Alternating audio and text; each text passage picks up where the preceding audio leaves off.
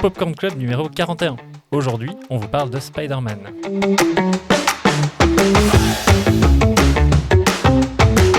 Bonjour Vincent Tozzini. Bonjour Caroline Poisson. Et pour parler de Spider-Man, on a invité un nouveau et deux qui sont déjà venus chacun une fois, c'est juste ? Oh là là. Alors comme nouveau, nous avons Lionel Vatelli qui est rédacteur pour Feu, le fanzine C'est arrivé près de Bruxelles, et photographe. Salut Lionel. Salut. On a Liam Derwatt qui lui est rédacteur pour Fucking Cinéphile, Culture Addict et Club Lumière. Il participe également au podcast L'Éclipse. Salut Exactement, Liam. salut. Et on a également Julien Legrand qui est rédacteur en chef de Screen Tunes. Hello à tous. Salut Julien. Pour le sujet d'aujourd'hui, c'est un peu particulier, c'est Spider-Man. Est-ce que c'est encore nécessaire de présenter qui est ce personnage, ou en tout cas ce qu'il fait au niveau de la pop culture? On va quand même le faire, peut-être pour les deux du fond qui dorment. Spider-Man, c'est qui? Est-ce que quelqu'un vous y connaît, par exemple? S'il fallait résumer Spider-Man en 10 mots. Un homme en collant rouge et bleu qui balance des toiles au milieu de New York. C'est une version. C'est un super-héros qui est proche de nous, notamment par ses déboires du quotidien. Ah, j'aime beaucoup. Très Ça, beau. j'aime beaucoup, et on va beaucoup en parler de ça. Lionel, Allez, maintenant c'est à toi de faire ta une version. petite Maman. définition. Oui, c'est un adolescent qui galère un petit peu dans sa vie, qui se retrouve avec des super pouvoirs et qui voilà, va être confronté à ses stress de tous les jours et à la gestion de ses pouvoirs dans son quotidien. Spider-Man de Sam Raimi, c'est aussi une trilogie qui est totalement centrée sur le personnage de Mary Jane qu'on voit à chaque fois en premier dans les films. Tout à fait, exactement. Et donc, c'est vrai qu'un truc qu'on n'a pas dit jusqu'ici, c'est que le personnage central de Spider-Man, c'est en plus de Spider-Man, c'est surtout Peter Parker qui donc endosse ce costume donc pour combattre le crime et être ce qu'on dit souvent être l'araignée sympa du quartier. Donc, c'est vraiment un cinéaste qui est purement new-yorkais et très centré sur la ville de New York. Mais avant qu'on ne commence à parler des films et puis surtout qu'on vous pose la première question habituelle que vous connaissez, je pense Lionel, tu écoutes suffisamment le podcast pour savoir quelle question on va te poser. Oui. Avant toute chose, c'est peut-être pas mal de faire un petit point sur la carrière de Sam Raimi, Tout se à demander fait. un peu d'où il vient et comment ça se fait qu'il s'est retrouvé à finalement à réaliser ce film, là où on l'entendait peut-être pas ou peut-être que oui. Enfin voilà. On ne l'attendait pas, mais quand on voit les films, on se dit qu'on a vraiment une grande chance qu'il les fasse. Hein. Ouais. Donc Sam Raimi est né en 59, comme ma maman, information pas du tout pertinente. C'est un réalisateur, producteur et scénariste américain. Son style mêle l'horreur, l'humour et pour moi la mise en scène exceptionnelle et parfaite. Je ne suis pas du tout objective. Bah, je crois qu'on est d'accord. On est d'accord. Tout à fait. Et il va se faire connaître par Evil Dead en 81, qui est une trilogie incroyable, un chef-d'œuvre. Exceptionnel, Le 2 est pour moi le meilleur, mais bon, j'allais dire. on a fait un épisode sur Evil Dead. Hein. On l'a Oui, déjà oui, fait. déjà, ouais. on l'a fait en long, en large Si et en travers. si on le refaisait. Donc oui, il a réalisé Evil Dead, c'est comme ça qu'il a commencé à se faire connaître. Ensuite, il a réalisé Darkman en 90, il a réalisé Un plan simple en 98. Mais il va être connu de renommée mondiale, je ne sais pas si ça se dit correctement, avec la trilogie Spider-Man qui va le révéler au grand public, qui est une trilogie beaucoup plus mainstream. Et, Mainstream, c'est ça, sur le côté que mainstream. Evil Dead, Ouais, quoi. tout à fait. La production du premier Spider-Man, elle a été assez chaotique au départ. James Cameron était au départ prévu pour réaliser ce film. Après maintes et maintes versions, changements, etc., il faut savoir que Sam Raimi n'était que 19e sur la liste des réalisateurs proposés pour réaliser le premier Spider-Man. Et suite à un entretien oral avec les producteurs, en fait, ils se sont dit « Ok, on va donner cette chance à Sam Raimi de réaliser le film. » Mais au départ, il était vraiment 19e. Je n'ai pas la liste des 18 avant, mais en tout cas, il y avait des réalisateurs bien plus connus et bien plus habitués de cet univers que Sam Raimi, qui nous a fait des petits films d'horreur quand même, si on parle du 2, mais on en parlera après. Il y a eu Cameron, il y a eu Chris Columbus, il y a eu David Fincher aussi. Ouais, Qui voulait Fincher, faire ça, j'avais pas retenu. Fincher, il voulait faire un film très sombre avec la mort de Gwen Stacy. Il ne devait pas y avoir Mary Jane, ça devait être Gwen Stacy. La mort du personnage et en faire vraiment quelque chose de bien dark à la Fincher, quoi. J'ai aussi un souvenir de Tobe Hooper qui aurait dû réaliser une version quand les droits étaient aux frères Golan. Oh, wow. Un projet qui est complètement tombé à l'eau. Et une partie de moi, quand même curieuse de savoir ce que ça aurait donné. Et l'autre partie fait heureusement qu'on est dans cette timeline. Ouais, Ça devait être un truc un peu à la loup-garou, quoi, avec un espèce de vraiment monstre araignée voulant faire un film d'horreur. Donc, Mais Fincher, Ouais, c'est c'est fou très hein, vite, quand on y pense. Mais Fincher, oui, j'aurais... Après, ouais. Après, il était aussi annoncé sur Batman. Il y a eu Aronofsky sur Batman aussi, et tout le monde voulait faire sa petite version sombre au début des années 2000 de chaque super-héros, en fait. Ce qui est un peu particulier quand on regarde en fait les trois grands représentants de ce début des années 2000, qui a été le cinéma super-héroïque, où il y a eu Blade, il y a eu X-Men et il y a eu Spider-Man. Et finalement, c'est Spider-Man qui fait figure de film le moins sombre et qui finalement aura servi de maître Tout à étalon fait. à ce qu'on a plutôt maintenant au niveau En termes de quand on regardait, super-héros. oui, surtout quand on regardait Curry Marvel. Alors on va enchaîner tout de suite. Avant même donc d'aborder ce premier film, voilà, la première rencontre avec Spider-Man, spécifiquement les Spider-Man de Sam Raimi, ou plus particulièrement sur l'icône de pop culture qu'est ce personnage, ça vous vient d'où? Et on va peut-être commencer par Lionel, vu que t'es nouveau. T'es nouveau. Ouais. Alors moi je connaissais un peu le personnage comme ça, mais surtout quand le film est sorti, du coup c'était en mai 2022. Moi j'avais 16 ans et je sais que mon frère est allé le voir avant. J'habitais dans un petit village en Gaume et j'habitais juste en face d'un cinéma. Donc j'allais au cinéma tout le temps. Et mon frère y allait avant moi et je demandais alors comment c'était. Est-ce que Spider-Man est aussi cool que Blade? Parce que Blade avait été un choc en salle. Je me souviens que c'était tellement dark, bourrin et tout. Ça avait été vraiment un truc, genre on s'identifiait à Blade, qu'on avait envie de jouer à Blade tout le temps. Et puis il me dit, ouais Spider-Man c'est peut-être un peu plus cool. Je dis, non c'est pas possible, pas plus cool que Blade. Puis je l'ai vu et c'était un gros choc. Et voilà, encore plus un choc par la suite pour le second. Donc ouais, c'était un film très important dans ma cinéphilie adolescente, dans le rapport en tout cas au blockbuster. C'était vraiment une découverte en salle à l'époque et ouais, c'était chouette. Cool. Liam? Alors, c'était aussi ma première découverte, mais en 2002, j'avais 5 ans. Donc voilà, je sais que je voyais les affiches partout. Je repensais surtout à cette affiche qui montrait le plan où tu vois Mary Jane et le téléphérique qui tombe. Et enfant, j'étais, mais personne ne peut faire ça, vraiment. Dans ma tête, j'avais 5 ans, encore une fois. Je ne comprenais pas ce qu'étaient les attentats du 11 septembre. À mon avis, on peut en reparler pour le premier film. Je ne comprenais pas le monde et je voyais cette affiche et j'étais, mais c'est quoi ce film? Et je me rappelle l'avoir vu au cinéma avec mes parents qui l'ont trouvé un poil violent, je me rappelle à l'époque. Ok. Et Je peux comprendre. Hein. Ah oui, mais surtout avec un enfant, ouais. Oui, surtout. Oui, c'est vrai. Mais bon, après, je voyais des films tout petits et je me rappelle vraiment, celui-là, c'était aussi l'un de mes premiers chocs, mais j'étais tout petit, j'avais plein de figurines, plein de trucs qui ont fini revendus dans des brocantes alors que maintenant ils pourraient me payer ma maison. Mais, tout à fait. Mais voilà, ça reste ce gros souvenir, ce premier film en salle et le choc que ça a été pour moi. Et toi, Julien? Moi, d'abord, avant le film de Rémi, moi je regardais la série animée. Pareil. Ah oui. Ouais. Vincent, on a le même âge. Génération hein. moi, hein, donc je regardais la série animée qui était hyper mal doublée d'ailleurs en français. Faut quand même le Ça, je souligner. m'en souviens plus. Revois un épisode maintenant, tu vois, ça fait mal. C'est pas Batman la série animée, hein. On est sur un level beaucoup plus bas. Donc voilà, moi j'étais déjà fan de Spider-Man, des méchants de Spider-Man surtout en fait, hein, parce que je trouve que c'est un des héros de Marvel qui a les méchants les plus iconiques, hein. C'est pas pour rien que Sony a essayé de faire un univers après avec. Mais le film de Sam Raimi, moi je suis allé le voir au cinéma en 2002. Moi j'avais pas 5 ans, j'en avais 10. Et ouais, moi j'avais adoré. Je suis toujours fan d'ailleurs de la trilogie de Sam Raimi de manière générale par rapport à ce qui est sorti après. Donc voilà. Oui, un peu similaire, hein. C'est à peu près la même histoire que toi, si ce n'est que moi je vais accentuer aussi sur le fait que je pense que c'est typiquement le genre de film qui arrive à une période charnière lorsque tu te constitues une cinéphilie, où tu sors de l'enfance et tu rentres dans l'adolescence, et je trouve qu'il y a vraiment cette espèce d'entre-deux parfait aussi dans le ton du film, tu vois, qui te parle de thématiques qui peuvent être liées à l'adolescence et en même temps qui est suffisamment universel et avec un héros qui est suffisamment léger, même s'il y a de la violence dedans, pour que même avec une âme d'enfant tu rentres suffisamment bien dedans, quoi. Et je me souviens que c'est un film en tout cas dont je regardais le DVD facilement une fois toutes les 2 semaines. Hein. Je l'ai poncé aussi. Ouais, celui-là est X-Men. Quand même, le X-Men qui sort, je crois, 1 an avant. Hein. C'est ça. Il y a eu vraiment la trinité du début des années 2000. 1 an et demi avant. Mais X-Men, j'avais vraiment beaucoup de mal. J'avais vraiment beaucoup plus de mal. Non, le premier quand même. Le premier. Ouais. J'ai lu que Hugh Jackman devait faire un caméo dans Spider-Man et que ça a été annulé. Mais les sources étaient assez... Moi, je me souviens d'un behind the scene où tu vois Spider-Man arriver sur le tournage d'X-Men. Oui, même chose. Oui. Il y a cette idée qu'à un moment, ils se sentaient bien qu'ils faisaient tous un peu la même chose, quoi. Tu vois. C'est marrant, ils sont pas chez... À l'époque, en plus, ils sont pas chez le même, studio. Hein, en plus. Oui, je sais pas, c'est étrange. Et toi, alors Alors, tu viens de reparler de la série animée. Je viens d'avoir un gros flash. Je me dis, oui, c'est vrai, il y avait la série animée. Et que je regardais en plus. Mais oui, c'est ça. Mais alors, j'adorais, moi. J'imagine que je l'avais vu parce que moi, quand le film est sorti, j'avais 17 ans. Et je l'ai vu au cinéma avec mes potes de colo. Je me souviens que j'étais allée voir à Bruxelles, je sais plus si c'était UGC ou enfin vraiment un énorme cinéma.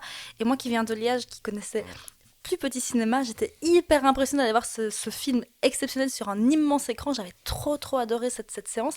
Mais à l'époque, j'étais déjà méga fan de cinéma d'horreur et j'avais pas du tout fait le lien que c'était le réal de Evil Dead. Absolument pas. Parce qu'à l'époque, j'avais pas ce truc de me renseigner sur les réalisateurs, réalisatrices.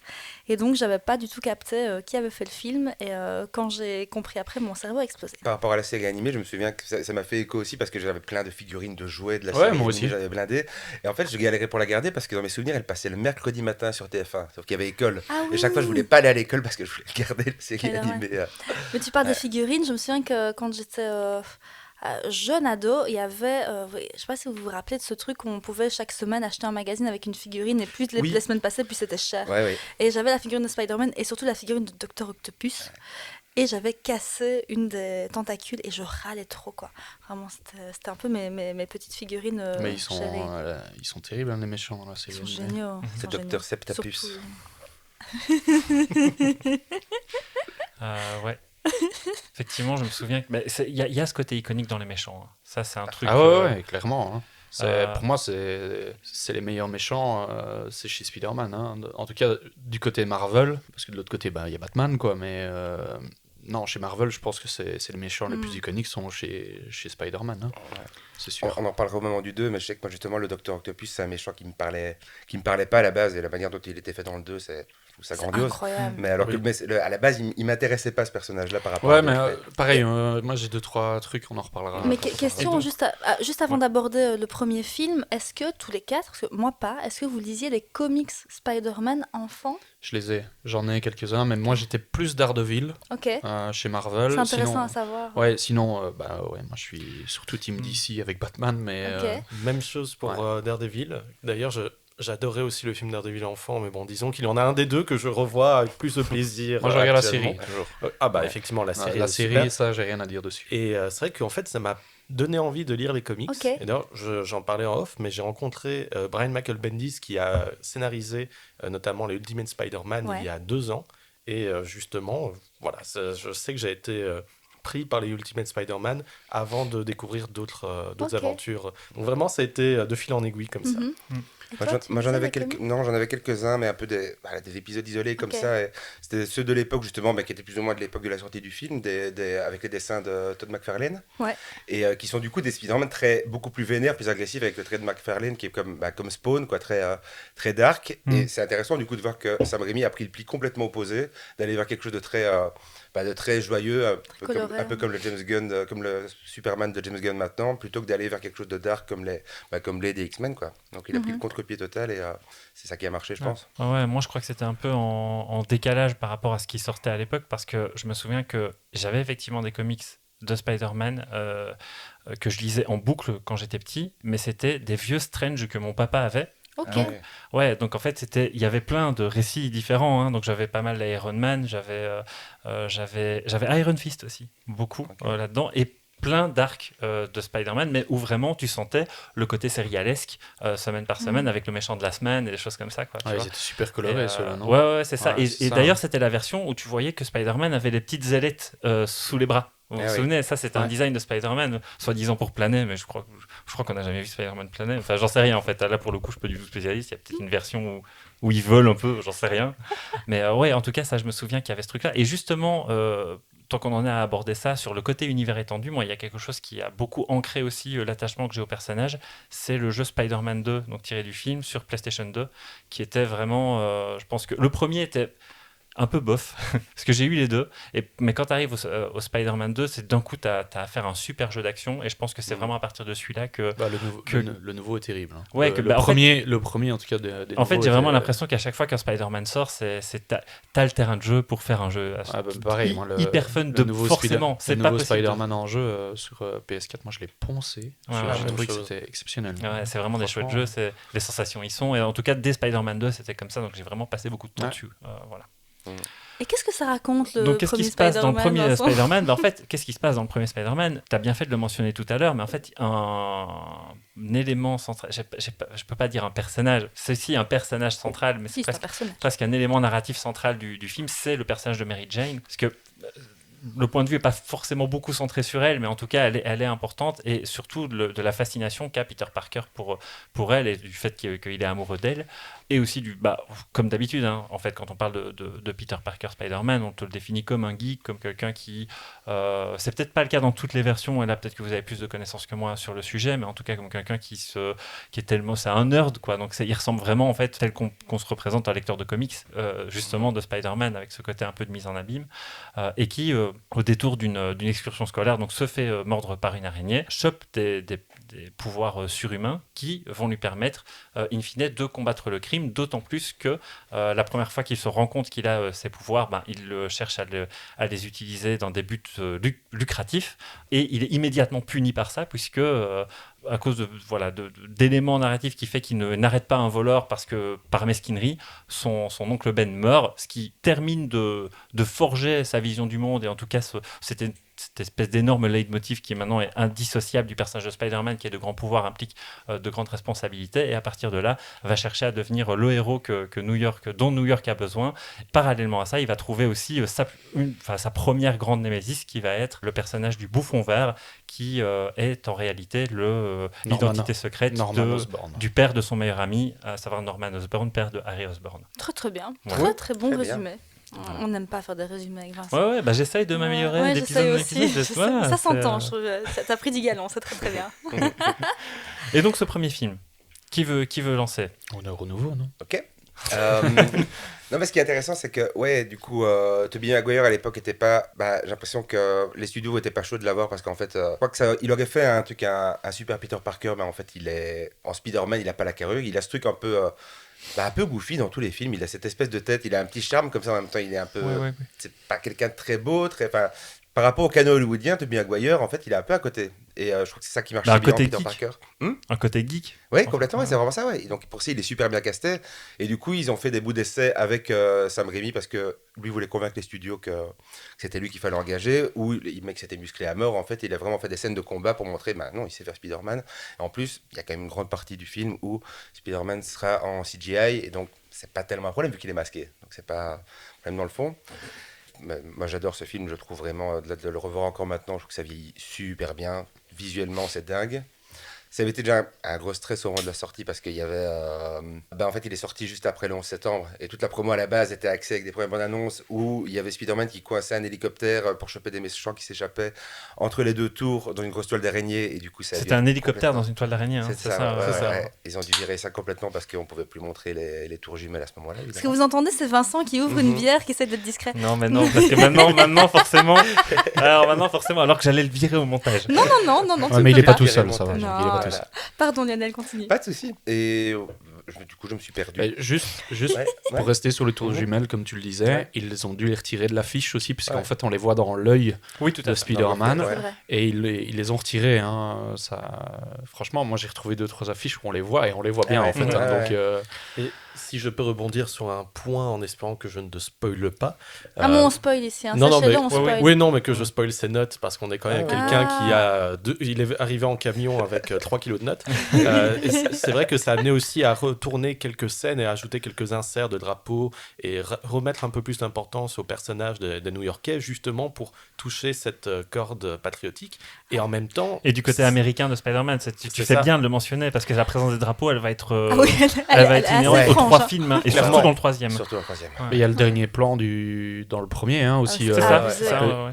En fait, on revoit que c'est recadré, parce qu'à mon avis, c'est sur les tours jumelles qu'il est à la fin du film, la dernière séquence. Je suppose en tout cas, mais on voit que c'est recadré, parce qu'il n'est pas au centre de l'image quand on le voit sur la fin. Tu le sens.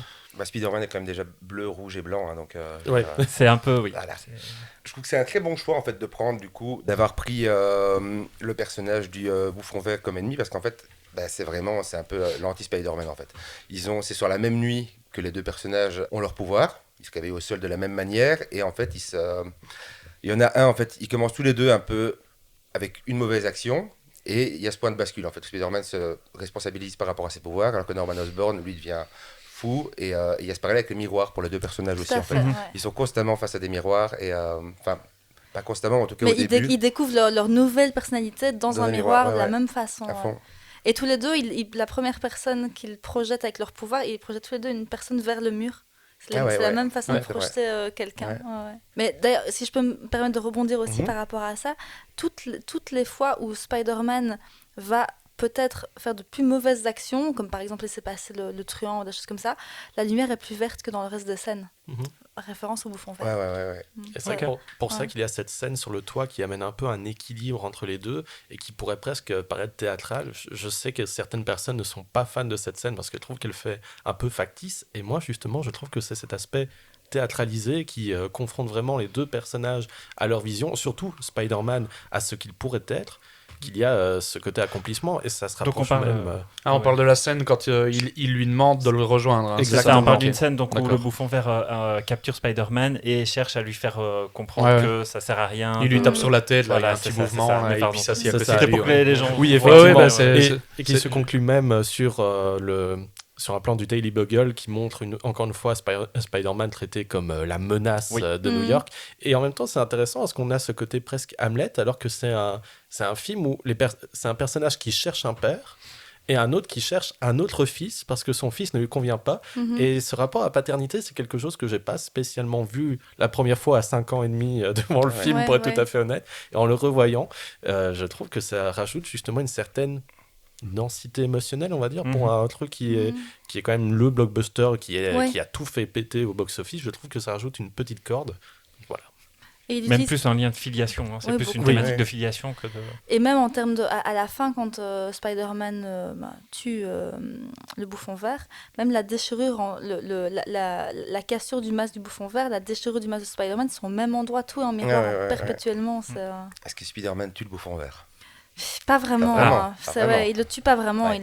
C'est une mort par accident. Voilà. Au tribunal, ça pourrait passer, je pense. C'est ça. Pas aux États-Unis, attention. Mais continue tes notes, Lionel. À chaque fois, on va rebondir. Non. Mais du coup, c'est vrai que je trouve que c'est pas assez pertinent de commencer du coup par parler beaucoup du bouffon vert, mais je trouve que le personnage est intéressant dans le sens où il y a... c'est Willem Dafoe qui le joue et qui est quand même en roue libre, mais à un point hallucinant. Il donne tout le temps. Je vais être moyennement d'accord parce que je trouve que ça rentre dans le thème du film qui cabotine en fait. Si on regarde, si on prend tous les films de Rémi. Parce que si on prend Campbell dans Evil Dead, j'ai pas dit que c'était pas bien, j'adore. Non, mais je trouve que par rapport à d'autres films où, vous savez, il y a toujours eu la théorie, Willem Dafoe à sa façon de sourire, on sait s'il est méchant ou s'il est gentil. Dans les films, dans Existence de Cronenberg, ça se voit aussi. Ouais. Mais ici, je trouve que ça renforce le côté dépressif du personnage. Et le côté un peu flippant là quand il se parle dans le miroir, etc. Je trouve que c'est bien fait. Cette scène est géniale niveau jeu. Ouais, je suis d'accord avec toi. Il cabotine, mais il cabotine bien. Ah oui, à fond. La scène où il se parle dans le miroir, ce long monologue qui est en plus en plan fixe, son dos ne joue pas de la même façon que son visage. C'est ça qui est assez génial. Ça n'a pas du tout inspiré Peter Jackson pour les 2 tours avec Gollum d'ailleurs. C'est clair. Et mais il y a juste une scène qui m'énerve avec lui, c'est qu'au début du film, avant qu'il devienne le bouffon vert, il est déjà, on voit déjà que c'est quelqu'un qui a un ego surdimensionné, c'est déjà un petit peu compliqué. Il y a déjà beaucoup de colère en lui, mais il fait ce test, donc il teste le produit sur lui alors qu'il ne devrait pas. Il boit la fiole, il l'éclate par terre. Et je me dis, quand même, le mec est quand même censé être un scientifique, c'est con, parce qu'il n'est pas encore le bouffon. Il voit sa fille, il la jette par terre comme ça. Je dis, mais non, personne ne fait ça. Non. Voilà, je trouve que ça me sort un peu du personnage à ce moment-là, c'est un peu hors de top. Maintenant, ça reste très comics. Tous les films sont très dans une démarche très comics, et du coup, on accepte la suspension d'incrédulité fonctionne parce que voilà, on est vraiment dans des codes comme ça constamment. Et, même les couleurs, l'esthétique, tout est à fond comics. C'est même ce sur quoi j'avais envie de rebondir là-dessus, parce qu'effectivement, j'ai pas envie de faire l'expert des comics, alors que je ne suis clairement pas le plus grand, mais étant donné le nombre de comics que j'ai pu lire avec Norman Osborn, je trouve que ça rentre quand même bien en lien dans sa caractérisation, un peu ce côté scientifique fou qu'on peut retrouver chez Red Richards, chez Tony Stark, mais qui ici va vers quelque chose de négatif. Et même niveau comics, je trouvais ça intéressant de reparler du fait que le film, finalement, reprend un peu les bases des comics, mais en réadaptant. Par exemple, on a la mort de Gwen Stacy dans les comics qui est due justement au bouffon vert, qui la balance du pont à New York, dont j'ai complètement oublié le nom, parce que la géographie new-yorkaise, et moi, ce n'est pas t'as le Brooklyn Bridge. C'est ça. Justement, dans les comics, c'est comme ça que Gwen Stacy meurt. Et donc, rejouer un peu cette scène avec Mary Jane Watson, c'était une manière un peu de donner aux fans et en même temps de dévier un peu leurs attentes. Je trouvais ça que c'était quand même assez assez intéressant à approcher. Et c'est vrai que c'est quelque chose qui transpire, comme vous le dites, dans les plans, dans le cadrage. On a vraiment un véritable amour pour le personnage dans son médium originel, mais tout en trouvant comment l'adapter en mouvement, comment justement lui donner cette aura cinématographique qu'il n'a pas spécialement eu. Parce que c'est vrai qu'il y a eu un film japonais avant dont je n'ai que très peu de souvenirs, pas très positifs. Donc voir ici la manière dont Sam Raimi joue de ses cadres, joue de son côté cartoon, qu'on voyait déjà dans Evil Dead, qu'on voyait déjà dans Darkman, qui est magnifique en soi et que j'aurais pu revoir pour ce podcast, je trouve que ça convient d'un point de vue tonal, mais également d'un point de vue artistique. Tu mentionnes quelque chose. Oui, vas-y. Ouais, non, mais je voulais rebondir sur quand tu disais scientifique fou. En fait, quand on regarde les méchants dans Spider-Man, il y a quasiment que des scientifiques fous. Hein. Le Docteur Octopus, c'est un scientifique fou. Et alors, on a le Docteur Connors qui devient le lézard, lui, et qui va être réutilisé dans le film avec Andrew Garfield. Mais en fait, Peter Parker est entouré de scientifiques qui deviennent timbrés. Donc, oui, la science ne fonctionne pas, n'est pas fiable dans Spider-Man. C'est un truc de fou. Hein. C'est marrant parce que ça m'amène deux réflexions, qui est que moi j'ai l'impression qu'en dehors des films de Sam Raimi, on définit aussi Peter Parker comme étant un personnage qui, en dehors du fait que c'est un peu le gendarme de New York, il est aussi très idéaliste par rapport à son utilisation de la science pour améliorer le monde. Et en fait, ça c'est quelque chose qu'on sent pas du tout dans les films de Sam Raimi. Lui, c'est juste un type en collant qui a du mal à joindre les deux bouts, à faire ses études et tout. Ça, on va y revenir parce que c'est surtout dans le 2 que ça arrive. Et alors, tu mentionnais aussi quelque chose vis-à-vis du côté cartoonesque de Sam Raimi, etc. Et en fait, c'est important de mentionner qu'à ce moment-là, quand il fait Spider-Man, c'est que le genre super-héroïque au cinéma, c'est pas forcément aussi installé que maintenant, et que à chaque fois que ce type de personnage doit être transposé sur grand écran, il y a cette question qui se pose, qui fait comment on retranscrit l'esprit comics à l'écran. Et pour le coup, parce que tu mentionnes Darkman en fait, mais Sam Raimi, je pense que c'est pas anodin qu'on aille prendre ce gars-là au moment de vouloir adapter Spider-Man à l'écran, parce qu'en réalité, cette esthétique du comics, il a déjà pas mal transposé, et je trouve que ça se sent très fort quand tu regardes Darkman, qu'il y a vraiment des moments où tu te rends compte que tu es dans quelque chose qui fait très comic book. Liam dit qu'il l'a pas vu avant le podcast. Moi, j'ai revu Darkman avant le podcast. Moi aussi. Et effectivement, le gars récite ses gammes. C'est ça. On est clairement... comme tu le dis, finalement, il était quoi, 19e sur la liste, c'est ça? T'as dit tout à l'heure?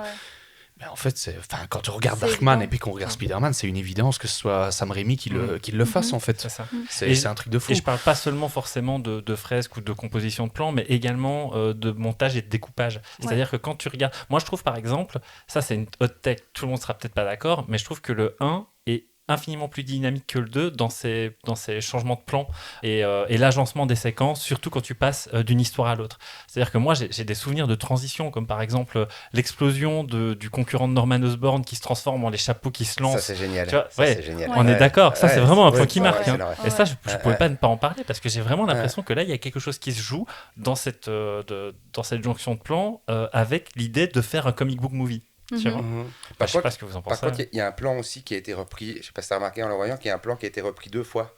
C'est où Spider-Man est en train de voler, en fait. Je pense qu'il devait manquer un peu de temps, de moyens. Que c'est je vois duquel tu parles. Celle où il est est encore avec son premier costume après le combat de catch, où il poursuit justement la personne qui a tué son oncle. Ils réutilisent le même plan après, au moment de l'incendie de la maison. Et le plan est inversé, en fait. Il est inversé, il est en costume de Spider-Man, mais c'est exactement la même séquence qu'ils ont repris, parce que je pense que trop de budget et tout pour renumériser les trucs. Et donc, il faut bien parler devant le micro. Moi, j'en pensais plutôt à un plan, mais qui a été utilisé plus tard dans Madame Web, où ils ont repris... où on a la caméra qui se balance avec Spider-Man, qu'ils ont repris dans l'un des derniers plans du film. Ne regardez pas Madame Web. Non, j'ai même pas osé le regarder. Même pour le plaisir comme ça, non. Quel plaisir. Non. Même le plaisir nanardesque, en fait. Mais pour reparler de bons films, effectivement, je comprends ce que tu veux dire. À mon avis, je vais plus parler là-dessus pour le 2, mais c'est vrai qu'il y a ces choix comme ça qui sont assez inventifs et qui n'ont pas le, on va dire, jusqu'au boutisme d'Ang Lee avec Hulk, mais qui faisaient peut-être trop. Oui, dire ça très gentiment. Là, il y a quand même un équilibre dedans. Moi, je l'aime bien. C'est vrai? Oui, je comprends. J'aime bien le Hulk d'Ang Lee, je le préfère à celui de Louis Leterrier. Donc, ah ouais? Moi, je trouve grossier en termes de mise en scène. Ouais, mais il y a... Alors attendez, parce que là, il faudra qu'on fasse un Popcorn Club. Ça va, vraiment, ça va. il y a vraiment des tas de choses à dire. Vincent, je veux bien venir défendre le Hulk de Ang Lee avec toi. Ah, mais moi, je suis prêt à défendre les deux. Moi, je serais ravie d'en parler avec vous. Mais Edward Norton est un bon choix. Ça, je suis entièrement d'accord. Mais celui de Ang Lee est quand même cool, quoi. Mais je vais pas te Hulk, contredire elle a là-dessus. tout le temps stupide, quoi. Bon, ok, on en reparlera. Ok, saison 6, Hulk, on note. Pas la momie. Mais pardon, Liam, on t'a... Non, justement, je vous laissais rebondir un peu comme... je suis désolé, mais à chaque fois que vous dites on va rebondir, je pense au recadrage qu'il y a eu lors du combat final entre le Bouffon et Spider-Man, où... vu qu'ils ont changé les formats lors de la ressortie DVD, tu peux voir un mini trampoline qu'ils ont installé pour Norman Osborn. Et résultat, maintenant, à chaque fois, vous dites, on rebondit, je pense à ça, et vu que c'est cohérent... On le fait exprès, en fait, voilà. on dit rebondir pour que tu penses au trampoline. Exactement, tout est lié, on le sait. Mais c'est vrai que Sam Raimi, c'est un metteur en scène exceptionnel, mais le scénario est très très bien ficelé, parce que les 10 premières minutes du film, toutes les relations sont posées. Tout est posé en termes de dynamique entre les personnages, que ce soit Peter Parker avec Harry, avec le père d'Harry, avec Mary Jane, avec son oncle, sa tante. Tout est posé pour que tu comprennes. Et tu vois même pas les ficelles, tu vois. Il y a tout qui est hyper fluide, tu comprends tout. Tu sens que c'est aussi un film pour enfants. Tu sens que c'est aussi... Story, ouais. C'est hyper clair, hyper limpide. Tu n'as pas à te poser de questions. Et tant en tant qu'enfant qu'en tant qu'adulte, tu t'éclates à regarder ce film parce qu'on t'explique tout sans que ce soit didactique ou sans qu'on te prenne par la main comme si tu avais 2 ans et demi. C'est super bien foutu, quoi. C'est ça que je comprends que tu pu l'aimer à 5-6 ans, que moi je l'aimais à 17 et comme on l'aime maintenant à 35-40. Scénariste de Jurassic Park d'ailleurs, parce qu'il faut toujours parler de Jurassic Park. Merci. Exactement. David Coupe. Il a pas fait que des bonnes choses, hein, mais... La momie 2017. Oui. Ouais, mais il y a pas que ça. Il y a le que la film momie avec Brendan avec Fraser, Johnny Depp, là, Charlie Mordecai, là, c'était catastrophique, ça. Mais moi, je voudrais juste rebondir sur ce que tu as dit pour le trampoline. Sur le choix de Tobey Maguire, qui est un acteur que j'aime beaucoup, justement. Et je discutais avec 2-3 amis qui me disaient ouais, non, le meilleur, c'est Andrew Garfield, et machin. Et je dis non, parce que Peter Parker, si on prend les comics, puisqu'on revient toujours aux comics, c'est un mec paumé. Il n'est pas nécessairement beau, parce que je suis désolé, Andrew Garfield est trop beau pour être Spider-Man et Peter Parker, en l'occurrence. Ça a failli être James Franco à un moment aussi. Qui Ouais, mais James Franco, ça n'aurait pas marché, Peter Parker. Non, mais je suis désolé, moi je trouve le choix terrible, et je trouve qu'il est bon, le gars. Il est très très bon. Et on m'enlèvera jamais que je trouve que c'est un excellent acteur, parce qu'après, moi, il m'a fait mentir, je l'ai vu dans Brothers avec Jake Gyllenhaal et Nathalie Portman, et il m'a bluffé, et je trouve que c'est un excellent acteur qu'on voit pas assez d'ailleurs. Encore récemment, il était dans Babylone. On voit pas beaucoup. C'est vraiment un acteur que j'aime beaucoup, et moi je l'ai découvert dans ce film-là parce que j'ai 10 ans à l'époque, et il le joue parfaitement bien dans la façon dont il a été écrit, en tout cas. Il a un petit côté Elijah Wood, je trouve. C'est un peu la même vibe d'acteur, je trouve. Je me demande s'il n'était pas dans les castés, lui, justement. Ah ouais, ce serait assez je pense qu'il y logique, était, si on fouille un petit logique. peu. Ouais, c'est vrai. Mais je trouve que justement, cette douceur un peu fleur bleue, ça participe également au succès du film. Directement, le film t'introduit en disant on ne va pas avoir nécessairement une belle histoire, etc. On a quelque chose qui, ne joue pas au violon quasiment dickensien, mais on a quand même quelque chose qui est entré dans un certain réalisme banal, avec un personnage qui est juste amoureux d'une fille et qui est perdu dans sa vie parce que il n'a eu que les mauvaises cartes, et dès qu'il en pioche une bonne, ça va l'anéantir à tout jamais. Je trouve justement qu'il y a quelque chose assez doux, en fait. C'est quasiment naïf, mais justement, c'est cette quasi-naïveté qui, pour moi, participe au succès du premier film. Notamment dans ce qu'il veut raconter, dans cette approche qui assume totalement son amour du genre et qui assume totalement son amour des personnages, notamment avec sa relation avec Mary Jane Watson, sur laquelle je ne pourrais jamais dire assez de bien, surtout quand on peut voir les réseaux sociaux qui n'hésitent pas à allumer le personnage pour un rien, à mes yeux en tout cas. Ah oui. Pour revenir donc sur ce choix d'acteur, en fait, il y a une particularité dans la façon dont Tobey Maguire a tendance à interpréter le personnage, c'est que c'est vraiment particulier, mais Tobey Maguire, c'est pas quelqu'un qui bouge beaucoup. Si vous regardez les films, vous verrez qu'il est très statique, il te transmet un panel d'émotions déjà formidable. C'est quelqu'un qui est vraiment capable de transmettre des choses avec son visage, mais uniquement avec son visage. C'est qu'à aucun moment tu ne le vois bouger. C'est quelqu'un de très rigide. Sauf quand il danse. est très... Bon, alors ça, on va en reparler. Oh là là, non mais... Mais ça, justement, c'est ça qui... Ouais, et non, justement, parce qu'en on va pas se lancer sur le en fait, 3, ce que je pas veux maintenant. dire, mais c'est intéressant que tu dis ça parce que ça aura un impact. C'est un impact narratif sur le 2, comme le fait de caster Tobey Maguire dans le 1, ça a un impact narratif aussi sur ce que raconte Spider-Man, mais pour ça, il faut que je revienne aussi à quelque chose d'important que je mentionnais tout à l'heure, qui est quand Spider-Man est créé, c'est un peu particulier parce que d'un coup, t'as pas un riche misanthrope ou un scientifique blindé de thunes et tout, tu as quelqu'un qui, en termes de description, ressemble au lecteur de comics. C'est-à-dire des gens un peu timides et tout, et qui aimeraient pouvoir s'émanciper. Ouais, et tout. c'est ce que Liam, tu disais. Et d'un coup, il met son costume et il devient quelqu'un d'autre. Et moi, je trouve que caster un Tobey Maguire immobile pour ensuite voir Spider-Man faire des pirouettes, t'es sans arrêt dans un contraste total entre la façon dont Tobey Maguire incarne Peter Parker et puis ce que tu le vois faire quand il a le costume. Et c'est pour ça que j'adore Andrew Garfield, mais je trouve qu'Andrew Garfield n'est parce pas qu'Andrew Garfield qui Peter fait du Parker. skate, c'est pas... Il est trop cool en fait, Oui, si tu regardes. C'est Il est trop Spider-Man qui cool. est censé faire ça, pas toi, tu vois, c'est ça Ouais, en fait. Ouais. mais voilà, on Voilà. est d'accord. Ouais, Donc pour les gens qui m'écoutent et qui disent qu'Andrew Garfield est le meilleur Spider-Man, Ouais. C'est ça. Alors, c'est peut-être le meilleur Spider-Man, c'est pas le meilleur Peter Parker. alors que Tom C'est- Holland essaye un peu trop de jouer le côté awkward Ouais. dans certains films et que ça retombe un peu plus à plat parce que les films sont un peu trop cyniques dans Oui, leur approche. Je suis tout à fait Ouais. d'accord. Ouais. Mais j'ai pas envie Ils de sont dévier trop- sur qui est Non, le meilleur ils- Spider-Man. non, mais ils sont trop propres. C'est Tobey Maguire. Voilà, exactement.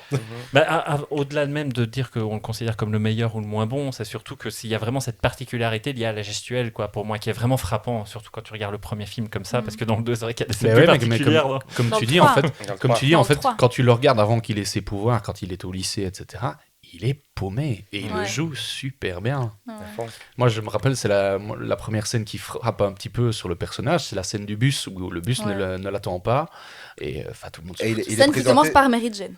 Voilà. Ouais. Oui. Scène, Oui, oui. pardon.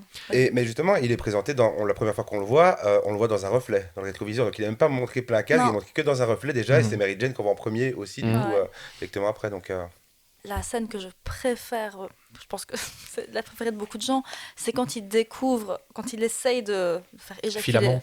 Oui, quand il éjacule de la main, hein, vraiment, ça, c'est aussi une belle allégorie de. Tout à fait. de la- Oui, de oui, la- ça, du il a fallu, passage. on allait y arriver, Ah, mais ça- oui, elle- tout à fait. Oui, mais c'est même Elle nous pas- avait prévenu. ouais. Hein. Ah non, mais là, c'est Non, mais c'est là, même pour pas le coup, pour rire, non, elle a c'est- raison. Ici, Là, c'est ouais. assez flagrant et c'est aussi un film sur le fait de grandir, le Voilà, fait passer à des premiers l'adolescence, émois amoureux, ouais. etc. Donc d'office, tu le sens, tu le vois. Mais cette scène avec juste le poignet qui bouge, filament, je sais plus ce qu'il dit comme Filament. Il dit emporte-moi, Vol. emporte-moi, Shazam Tal. en anglais Shazam. d'ailleurs. Ouais, il dit Shazam. C'est incroyable, cette scène est merveilleuse. c'était l'idée de Cameron, ça, de faire le truc Exactement. que ça vienne directement, qu'il n'y ait pas de propulseur de toile, parce qu'il disait que ça n'a pas de sens, Canada, même si c'est un scientifique, il ne va pas réussir à créer ça. Je trouve Ouais. que c'est assez juste en fait. Ouais, Il- ouais. C'est un mutant. Ah, en je fait. savais Donc, pas c'est que une c'était araignée. l'idée de- Ouais, c'est ouais. l'idée de Cameron, C'est une ça, araignée. qu'ils ont Ah, je gardé savais du pas. coup après. Ouais. Ok, Qui est cool. très cool. C'est trop bien, ce plan est génial, quoi. Mais oui, Et- t'as aussi C'est vrai que cette image de c'est vrai l'adolescence. que quand on regarde, je compare aux autres, effectivement, les autres ont une espèce de truc pour pouvoir projeter, alors que ça. lui, c'est purement organique. C'est quoi. ça. Qui est le Spider-Man de base, c'est ça en fait. C'est ça. Hein, il a toujours.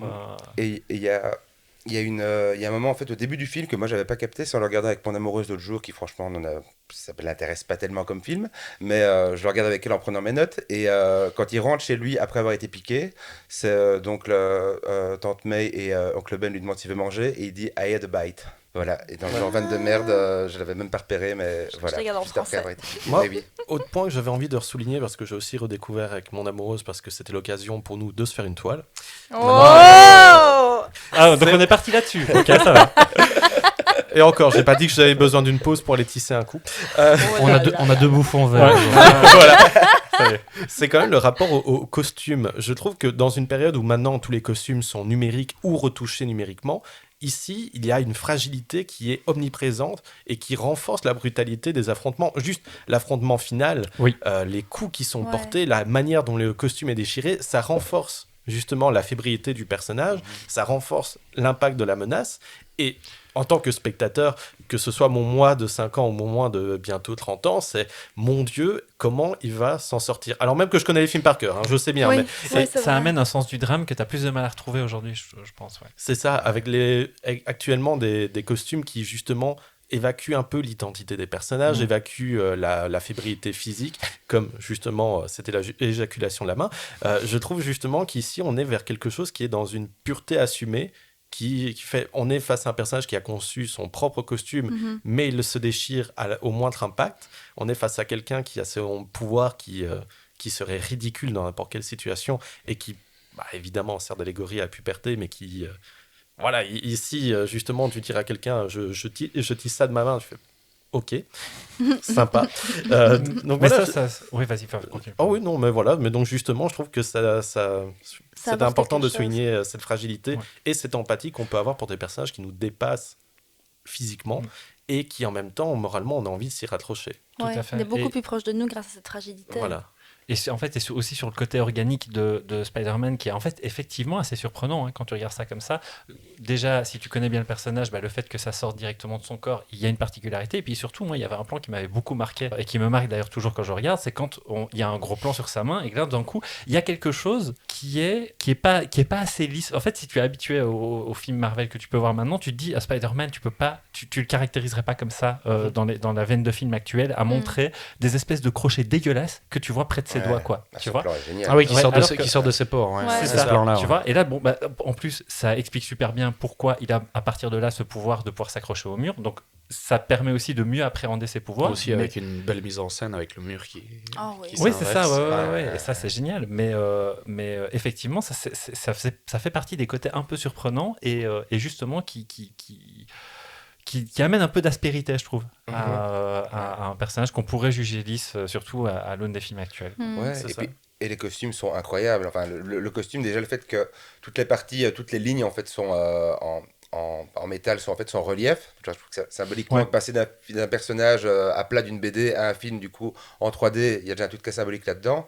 Et les costumes sont super beaux. Enfin, je trouve qu'ils sont vraiment... Ouais. C'est un truc hyper esthétique. Et par rapport au combat, ce que vous disiez, en fait, les coups font mal. Dans le Ouais, premier Spider-Man, ouais. c'est un film, les coups sont violents. Ouais. La scène de fin est d'une brutalité, mais toutes les scènes de combat avec le bouffon vert, c'est... Ouais, quand, c'est- il c'est- prend, quoi. quand il prend la bombe dans la tronche, là, avec Ouais. le plan au ralenti, Ouais, là, ouais. effectivement. En fait, tu varies entre des impacts hyper violents et un côté très cartoon. Tu vois, parce que moi, je repense aussi à la baston sous la pluie contre les 4 malfrats. C'est qu'il y a Ouais. des moments très humoristiques dans la façon dont. Ouais. Et en même temps, tu sens que c'est des coups. Il y en a un qui passe dans une fenêtre, tu sens que c'est violent. Et puis, bon, le moment où il met les 4 toiles et que tu les vois un à un, tous les Ouais. 4 partir l'un après l'autre, Ouais, il y a c'est quelque très chose aussi cartoon. de très C'est ça, humoristique. ouais. Et là, on est obligé d'y venir. Le comic relief par excellence dans ce film, c'est un personnage dont on n'a pas encore parlé, qui est J. Jonah Jameson. Ah oui, Ah. parfait. Le meilleur casting du monde. Ouais. C'est même pour ça que Marvel ne s'est même pas risqué et a repris la même chose, parce que qui Ouais. pourrait le reprendre à ce point J.K. Simmons, je t'aime. Ouais. et Ah qui oui. en même temps parvient quand même à apporter une certaine humanité par des trucs assez subtils. Elle est juste le fait que le bouffon arrive chez lui et qu'il dit c'est un photographe Oui, et qui nous balance envoie à pas, distance. oui, et qui Il balance pas il Peter le balance Parker. pas, il le C'est balance ça. pas, c'est ça. C'est ça reste quand même encore sur ce fil d'araignée assez fragile qui parvient justement à être dans plusieurs tonalités différentes Ouais. et en même temps à conserver une humanité dans ses personnages tout en assumant le côté le plus cartoonesque. Il y a aussi le personnage joué dans chaque film par Bruce Campbell. Oui. Oui. Qui est Oui. incroyable. Mais on va revenir dessus dans le troisième, je crois. Oui, Ouais. mais dans Ouais, les ouais. 3, il est génial. Oui, Moi, c'est- c'est dans le 2 que je le préfère. Ouais. Mais, Dans le 3, vraiment, on a vraiment fait avec lui et Jonah Jameson aussi. Dans le 3e est génial. Toutes les scènes de Jonah Jameson dans le 3 sont incroyables. Il est parfait dans Mais chaque dans plan, tout- dans dans tous les tout- films. quand- précisons moi, la peut-être pour scène- les auditeurs, auditrices, qui à chaque fois, peut-être... Donc Jonah Jameson serait rédacteur en chef Ouais. du Daily voilà. Bugle. Voilà. Et qui a Ouais. quelques soucis de réaction et qui s'énerve assez Un petit facilement. peu énervé. Il s'énerve assez facilement, c'est quelqu'un de très près de ses sous qui veut pas payer ses pigistes notamment, et donc voilà. Il y a une scène géniale avec ça. Et en fait, ce qui est vraiment marrant, c'est que c'est vraiment que des scènes de dialogue. Dans ce qui se passe Ouais, là-bas, tout à c'est fait. toujours, ce n'est que des scènes de dialogue, mais c'est hyper bien rythmé, découpé. En fait, il y a surtout une musicalité des répliques. C'est vrai. Et c'est ça qui fait vraiment tout le sel. Et alors, dans le 1, c'est déjà présent, mais alors dans le 2, Ouais, dans le ouais. 2, Ah oui, tu il est commences à arriver. il est high level. hein. Voilà, là, tu ouais. commences à arriver dans quelque chose de. Ouais. En plus, les blagues sont hyper drôles. C'est quand elle dit: ah oui, votre femme m'a appelé, elle a dit qu'elle avait perdu sa carte de crédit. Merci pour la bonne nouvelle. Et puis après, il passe à une autre conversation. Ouais, et C'est puis tout le temps- incroyable. tout le il y a temps drôle quand comme ça. son assistante lui prend ses médicaments. Enfin, Ça, c'est particulier. Mais ouais, là, justement, on ça- passe un peu aussi dans autre chose. Ouais. Mais ouais, tout à fait. J.K. Simmons, c'est un acteur incroyable. C'est vraiment un acteur, je trouve, qui peut jouer le père de Juno, qui est vraiment, Ouais. qui va être tout doux et qui, à côté de ça, va être absolument terrifiant. Enfin, le mec, en 2 secondes, il peut switcher de la terreur à quelqu'un qui a l'air super sympa. Mhm. Enfin, il est incroyable. Ouais. Ouais. Même si j'ai cette sensation depuis Whiplash qu'on a plutôt tendance à le cantonner à des rôles plutôt de méchants. Tu vois. Ah, il a joué je dans sais une- pas ce que- il a joué le commissaire Gordon. Hein. Oui, Ah, mais on l'a ah pas ouais tant vu que ça. Non, dans mais le- il a joué le commissaire Gordon. Dans quoi Dans Batman Justice vs League. Superman et Justice League. Ouais. Ok. Ah ouais, je savais même plus. Ouais, Mais, j'avais oublié. Il a joué dans une série il y a pas longtemps, il y a quelques années, où il est vraiment super. Il fait 2 rôles justement dans 2 réalités alternatives. Il fait un gars agent secret. Ah, mais un il tueur. est sur ma liste. Il est sur ma liste, ouais. C'est super bien. Il Ok. est parfait parce qu'il joue les 2 rôles. À chaque plan, on sait quel personnage c'est. Ok. Vraiment. Donc, il est vraiment super. Mais on est d'accord. Hein. Ça, voilà. Ici, par contre, si vous ne voulez pas prolonger sur J.K. Simmons, j'ai envie de parler de personnages secondaires multiples. C'est la ville de New York en elle-même. Oui, On très a- important. J'allais vous lancer là-dessus. Ouais. ouais. Tout à Voilà, fait. on a ces témoignages d'habitants avec notamment le caméo de Xena. On a justement ce rapport, encore une fois, à une population qui est sauvée, mais qui n'hésite pas à s'exprimer à ce sujet. Jamais elle n'est évacuée en arrière-plan. On sait la menace qu'il y a pour eux, parce que justement, on a ces personnes du quotidien qui interviennent. Elles sont peut-être là pour un plan ou 2, on va peut-être vite les oublier, mais pourtant, on arrive quand même à se souvenir de certains trucs et à avoir cette empathie. Allez, je repense juste à ce guitariste, mon ami Spider-Man. Ouais, c'est bête, mais ça ajoute justement une humanité, ça ajoute une empathie qui, pour moi, participe au film. Encore, voilà, on en parlait avec les rapports avec le 11 septembre et les reshoots pour ajouter quelques trucs en plus, mais je trouve que ça fait du bien d'avoir un film qui rappelle que les personnes à sauver existent. C'est ça. C'est pas juste on va sauver la planète, c'est ouais. on voit les gens qu'il faut sauver. Tout à fait, bah, t'as tout dit. Ça, c'était quelque chose aussi, quand j'ai revu les 3 films, bah, on est surtout, c'est très très présent dans le 1 et le 2, le fait que la ville de New York soit personnifiée, que ce soit pas juste un concept. Quoi. Complètement. C'est-à-dire qu'on te dit, Spider-Man, c'est le héros des New-Yorkais. Les New-Yorkais, tu les vois. Effectivement, c'est tout à fait une Ouais, t'as une diégèse et un tout à univers fait, qui est créé autour du c'est ça, personnage. c'est ça. Et puis même, ce qui est intéressant, c'est que c'est pas simplement les citoyens new-yorkais contre monde, c'est aussi les pouvoirs structurants new-yorkais. C'est-à-dire qu'à un moment, on te montre des pompiers, des policiers, etc. Et on voit comment ils interagissent avec Spider-Man. Et là, pour le coup, c'est quand même un film qui cherche généralement à te donner plutôt une bonne image des policiers. Là, pour le coup, c'est des policiers new-yorkais, surtout qu'on est juste après le 11 septembre, comme vous le rappelez. Oui. C'est vraiment ça. Tu ne peux pas faire autrement que dire la police de New York. Mais en fait, quand on y pense, je prends la trilogie au complet, hein, comme vous dites, donc on voit des citoyens, mais il y a aussi cette volonté de créer un univers étendu, parce que je parlais du Dr Connors, on va le voir Oui, dans le 3e. tu sens que ça ne demande pas grand-chose. On met des choses en place, Ouais. et en gros, si c'est pas Sam Raimi qui faisait la suite, il pouvait continuer, un peu comme Nolan l'avait fait à la fin du 3e Batman aussi, on pouvait continuer dans cet univers-là. On parlait du personnage de Bruce Campbell, quand on lit ce que Sam Raimi avait prévu, c'était Parle-en énorme. un peu, parce que tout le monde n'est pas au courant. Mysterio. Mais j'étais pas au courant, non? Ah non, Non. c'est vrai? Non. C'est qui avait commencé sur le personnage de Bruce Campbell? C'est toi. Vas-y, ouais. je te laisse l'honneur. Bah oui, donc Bruce Campbell, donc, qui est un petit peu, qui est un des meilleurs amis de Sam Raimi et donc qui jouait Ash dans Evil Dead et qui fait une apparition dans quasiment tous ses films, tout comme sa voiture à Sam Raimi aussi. Oui, tout à fait. oui, c'est vrai. Et donc il fait chaque fois un caméo, enfin c'est quand même un long caméo, il fait chaque fois un petit rôle un peu gag dans chaque film. Dans le 3e, la scène est plus longue, et dans le 4e, il devait jouer normalement Mysterio, qui est un des ennemis cultes de Spider-Man. Finalement, ça va être Jake Gyllenhaal qui va le jouer plus tard. En fait, Jake Gyllenhaal qui a fait jouer mais comme Spider-Man tu dis, aussi. moi je parlais du Dr Connors, on a repris le Dr Connors. Mhm. Dans le 3e, on devait faire venir le vautour, et finalement C'était on le fait met après. pas, il est fait après, il est c'est joué ça. par Michael Keaton. Qui était bien quand même. Michael Keaton en vautour était Mais- super. Mais Mysterio, voilà. Mais et c'était aussi l'idée que Mysterio, comme ça. analyse. Ouais, en fait, et c'est surtout que c'est un méchant très particulier qui manipule un peu l'environnement, se fait passer pour ce qu'il n'est pas, se déguise, etc. Et que donc il y avait une logique à Et avoir vu Mhm. Bruce Campbell dans Ouais, 3 ouais. rôles différents. Et connaît l'identité de Voilà. Spider-Man C'est en ça. plus. Donc c'est ce que je dis, il y avait une création, une construction d'univers qui était, je trouve, super recherchée, et on mettait les petits cailloux en place pour continuer.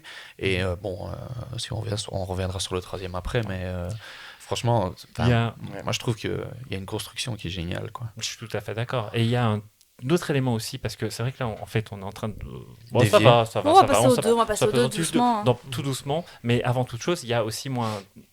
En fait, les Spider-Man, en tout cas le premier et le deuxième, sont des films qui peuvent vraiment profondément me toucher. Et je me rends souvent compte, en revoyant le film, que c'est pas étranger à la musique. Le Ouais. thème de Danny Elfman, je le trouve, il est vraiment hyper poignant, parce qu'en plus, il vient bien épouser aussi des scènes de moments disons, de tension dramatique. En fait, disons qu'il y a un sens du drame dans les Spider-Man, où tu sens qu'il y a beaucoup de solennité dans certaines répliques, et notamment, et là, c'est un personnage dont on n'a quasiment pas parlé, alors qu'il est super important en réalité quand on regarde les Spider-Man de Sam Raimi, c'est Tante May.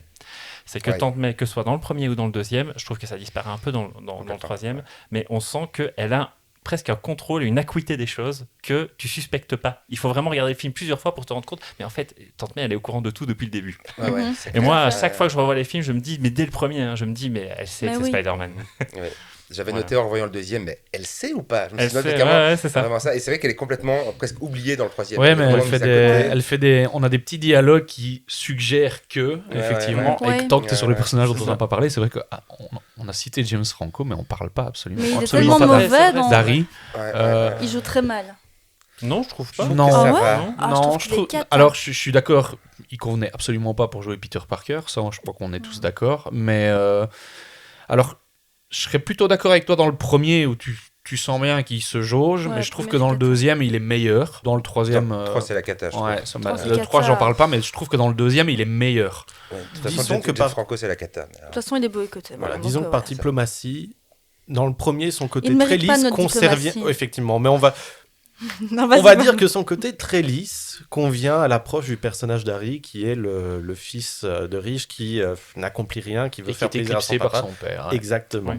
Et qui est éclipsé par son meilleur ami. Par contre, si vous voulez qu'on commence la transition tranquillement vers le 2, tout à fait. Et de suspicion par rapport au personnage... Ah, je vois un petit... Oui, parce que juste... Je sais pas, alors, t'as dit que peut-être on pourrait dire un peu de notre scène préférée du premier, parce que moi, il y en a une dont on n'a pas parlé, qui pour moi, c'est vraiment ma scène préférée, c'est la scène du repas de Thanksgiving. Ah oui. Qui est une scène de tension, où pour moi, c'est le moment où je trouve que le bouffon vert est vraiment inquiétant. Willem Dafoe est vraiment terrifiant, parce qu'en fait, on le voit sans le masque, et donc, Spider-Man rentre, il l'a blessé dans un combat juste avant, et il va réaliser pendant le repas que c'est Spider-Man en fait, que Peter Parker c'est lui. Il y a une tension entre... À un moment, Tante May lui fait une petite tape sur la main parce qu'il veut piquer de la bouffe. Il lui lance un regard et je trouve que c'est... Il fait hyper peur. Il se lèche les doigts. Oui, c'est ça. Oui. Tout le découpage de la scène avec des tensions après entre lui et son père et avec Mary Jane, il se passe tellement de choses, ça dit tellement de choses. Enfin, pour moi, c'est vraiment le climax du film. Il y a un truc qui est tellement énorme et cette scène est parfaite. Voilà. Je suis assez d'accord. Ouais, c'est vrai, c'est une scène vraiment bonne. Et je trouve sa parodie dans le très mauvais super-héros movie assez drôle, alors même que le film est mauvais, et mais qui a l'avantage de reprendre la même VF que dans les Spider-Man, et de reprendre la même narration, mais avec le doublage c'est un peu plus... Mais justement, il y a une manière de jouer là-dessus qui... Alors, c'est un film parodique très mauvais, je ne veux pas vous le recommander. Je l'ai pas vu. C'est même pas un plaisir coupable, c'est juste la culpabilité de tout. C'est parce que j'y ai pensé justement avec cette séquence où ils refont quasiment le même découpage pour... je suis curieux. Avec une blague quand même qui est mes lames peuvent découper le diamant, ça tombe bien, je ne porte pas les miens aujourd'hui. Oh. C'est très mauvais, mais... Voilà. Et une magnifique imitation de Tom Cruise, absolument foireuse, par un acteur de Destination Finale 5. Mais tu sais que tu es en train de le vendre. Là. Oui, je m'en rends compte. D'ailleurs, j'aimerais dire au producteur que, mon numéro de compte bancaire... Mais non, mais ça, en fait, ça, c'est une excellente question de se demander, en fait, c'est quoi la scène préférée. Et moi, je me rends compte que ce soit pour le premier ou le deuxième, ce sera toujours des scènes centrées sur le référent moral, à nouveau, qui est Tante May pour Peter Parker. C'est-à-dire qu'il y a des moments où il comprend des choses, mais c'est parce qu'il doit parler à sa Tante May. Quoi. Moi, si je dois prendre ma meilleure scène, c'est quand il engueule son oncle. Je la trouve déchirante parce qu'on sait dans le 2, Non, dans le premier. Dans le premier, ça. Quand on sait ce qui va se passer après, elle est déchirante, cette scène. Qui lui dit qu'il n'est pas son père, qu'il n'a pas à lui dire, etc. Moi, je la trouve déchirante, cette scène. Et là, on voit un Peter Parker paumé, qui sait pas ce qu'il veut, qui a ses pouvoirs, mais ne sait pas encore comment les utiliser. Alors la scène que tu as dit, la scène de Thanksgiving, je l'adore, mais je trouve que le personnage de l'oncle Ben est tellement attachant que cette scène-là me fait de la peine, et elle est très très bien jouée. Elle est vraiment bien jouée. Moi, ça reste filament. Moi, je repense à ce plan. Alors, il y a plein de scènes, mais pour dire un plan dont on n'a pas trop parlé, c'est le moment où Norman Osborn se fait planter, et qu'il y a juste cette petite coupe où il a fait et juste je trouve que ça renforce ça ajoute quelque chose presque cartoonesque mais aussi hyper tragique en mode ok, je me rends compte de la fin, je me rends compte que ça se finit maintenant, et juste ce petit insert, je pense qu'il fallait en parler. Je suis d'accord. La scène mythique, t'en as un tout petit peu parlé, c'est quand il va secourir Mary Jane et qu'elle l'embrasse sous la pluie. C'est un plan quand même iconique. Tout le monde retient le plan où elle va soulever une partie de son masque et qu'elle va l'embrasser. C'est quand même aussi une scène qui a été reprise d'ailleurs dans Les Simpsons, dans plein de trucs. Et donc, que j'ai essayé de refaire avec une copine et ça m'a valu 6 mois à l'hosto. Bah voilà, j'aurais peut-être pas dû en parler, ça rappelle des mauvais souvenirs. En costume aussi ou pas? Non, il était nu. Écoute, il y a des détails que l'on ne va pas partager ici. Mais c'est peut-être chouette de parler de cette scène qui peut aussi nous amener à glisser vers le 2. C'est que Mary Jane, à la fin du premier film, embrasse Peter à l'enterrement de Norman. Et on pense qu'elle comprend. Oui. Et en fait, pas vraiment. Donc t'es là. Ça, pour moi, c'est le seul truc qui est mal fait. Oui, c'est un Parce peu bizarre. Hein. Pour le spectateur, tu dis ok, elle comprend. Et en fait, dans le 2, nous, on ne sait pas qui c'est. Moi, ça me repart perd à un zéro. petit C'est peu. parce qu'il était On à repart l'endroit. zéro. Ouais. Parce qu'il était à Mais l'endroit, ça marche pas. je ne comprends pas, parce que surtout que le deuxième film est fait 2 ans après, c'était prévu, enfin c'est lancé directement. Qu'est-ce qui s'est passé là-dessus? Je ne sais pas si vous n'avez pas l'info. Pourquoi? Non, moi, je trouve cette fin chouette parce que c'est pas un happy end du coup. Non, Et à l'entrée, je veux non, dire, ça il c'est finit, bien, il y a mais son cette meilleur ami question- en colère contre lui parce que son père est mort et que lui il a mis avec Spider-Man, donc son meilleur ami lui en veut. Il se rend compte que lui, en prenant ses responsabilités, en fait, s'il a une relation avec Mary Jane, il la met en danger, donc il décide de se mettre lui de côté et d'épouser fait. vraiment Spider-Man. Et du coup, c'est quand même c'est dark pour Il lui, respecte quoi. le mojo, ouais. Ouais, mais c'est ça, c'est dur, quoi. Mais c'est vraiment juste cette question de Mary Jane qui connaîtrait ou pas l'identité de Spider-Man, ça me perturbe un peu. Ouais, enfin en même temps, tout le film, comme je sais plus qui avait dit le commentaire avec les réseaux sociaux où elle se fait flinguer toutes les 2 minutes. C'est ça. C'est fouille-moi, je te C'est suis, ça, parce que etc. c'est un truc dont et on va peut-être terminer là-dessus, dont on n'a pas vraiment parlé là, dans ce premier film, mais c'est que Mary Jane est importante du point de vue c'est un point de focalisation pour Peter Parker / Spider-Man, et elle, de son côté, c'est qu'elle sait pas trop. Elle semble chercher quelqu'un qu'elle trouve pas, et tu sens qu'en même temps, elle a des rapports familiaux un peu bizarres, un peu difficiles, etc. Et en fait, c'est ça, on parlait de descriptivement Peter Parker comme étant quelqu'un de paumé. En réalité, c'est un peu son miroir, hein, tu vois. Les trois, hein, en fait. Ouais, les trois, tout à fait. Harry est paumé aussi, hein. C'est ça. Mais c'est juste des ados, hein. C'est juste. Ouais. On oublie parce qu'ils ont l'air d'avoir 30 ans, mais c'est des ados. C'est ça. Et en fait, c'est ça qui est un peu particulier, c'est qu'on n'en a pas beaucoup parlé parce que je ne sais pas comment définir autrement le parcours de Mary Jane là-dedans que je me mets avec un mec et je me rends compte que c'est pas que la relation me satisfait pas trop et elle est définie que comme ça. Voilà, à chaque fois que je revois le film, j'ai cette sensation-là. Il n'est pas super bien caractérisé le personnage, je trouve. Dans le 3, c'est une cata. Surtout dans le 3, ça mais je trouve qu'il est pas super caractérisé. Un peu mieux, oui, c'est sûr. Dans le 2, un peu mieux, mais c'est vrai que dans le premier, je pense que c'est l'adolescente typique qui va aller plus vers le mec qui a l'air un peu plus sexy chocolat. Bon, bad boy, ce serait pas, on va pas dire que c'est un bad boy Harry Osborn, mais bad actor. Mais en tout cas, ouais, c'est ça, bad actor. Mais en tout cas, à 17 ans, tu vas pas vers le nerd. Mais en même temps, elle va vers une certaine forme de stabilité avec lui qu'elle n'a pas chez elle. Moi, justement, je trouve que cette indécision émotionnelle, c'est quelque chose qui traverse la trilogie chez tous les personnages, mais qui rajoute, encore une fois, une partie de réel. Le nombre de fois qu'on s'est dit... Enfin, je vais pas partir dans ses bras, quoi. Voilà, et même le nombre de fois qu'on se met dans des relations sans savoir exactement, qu'on ne sait pas spécialement. Bon, j'ai l'impression de partir comme dans un podcast de Lena Situation, mais plus sérieusement, je trouve que cette indécision émotionnelle, ça rajoute justement une véracité. On n'est pas nécessairement stable émotionnellement. Je suis tout à fait d'accord. Pour moi, elle n'est pas si. Enfin, je trouve déjà que dans le 2, c'est ok, beaucoup plus, mais je trouve pas que c'est si mal écrit que ça, parce que je trouve ça assez juste sur c'est quoi être une adolescente. Ouais, mais je suis d'accord avec toi aussi sur le fait que c'est pas le personnage le plus facile à caractériser. Et en fait, quand on regarde bien, même dans les deux avec Andrew Garfield, elle apparaît même pas.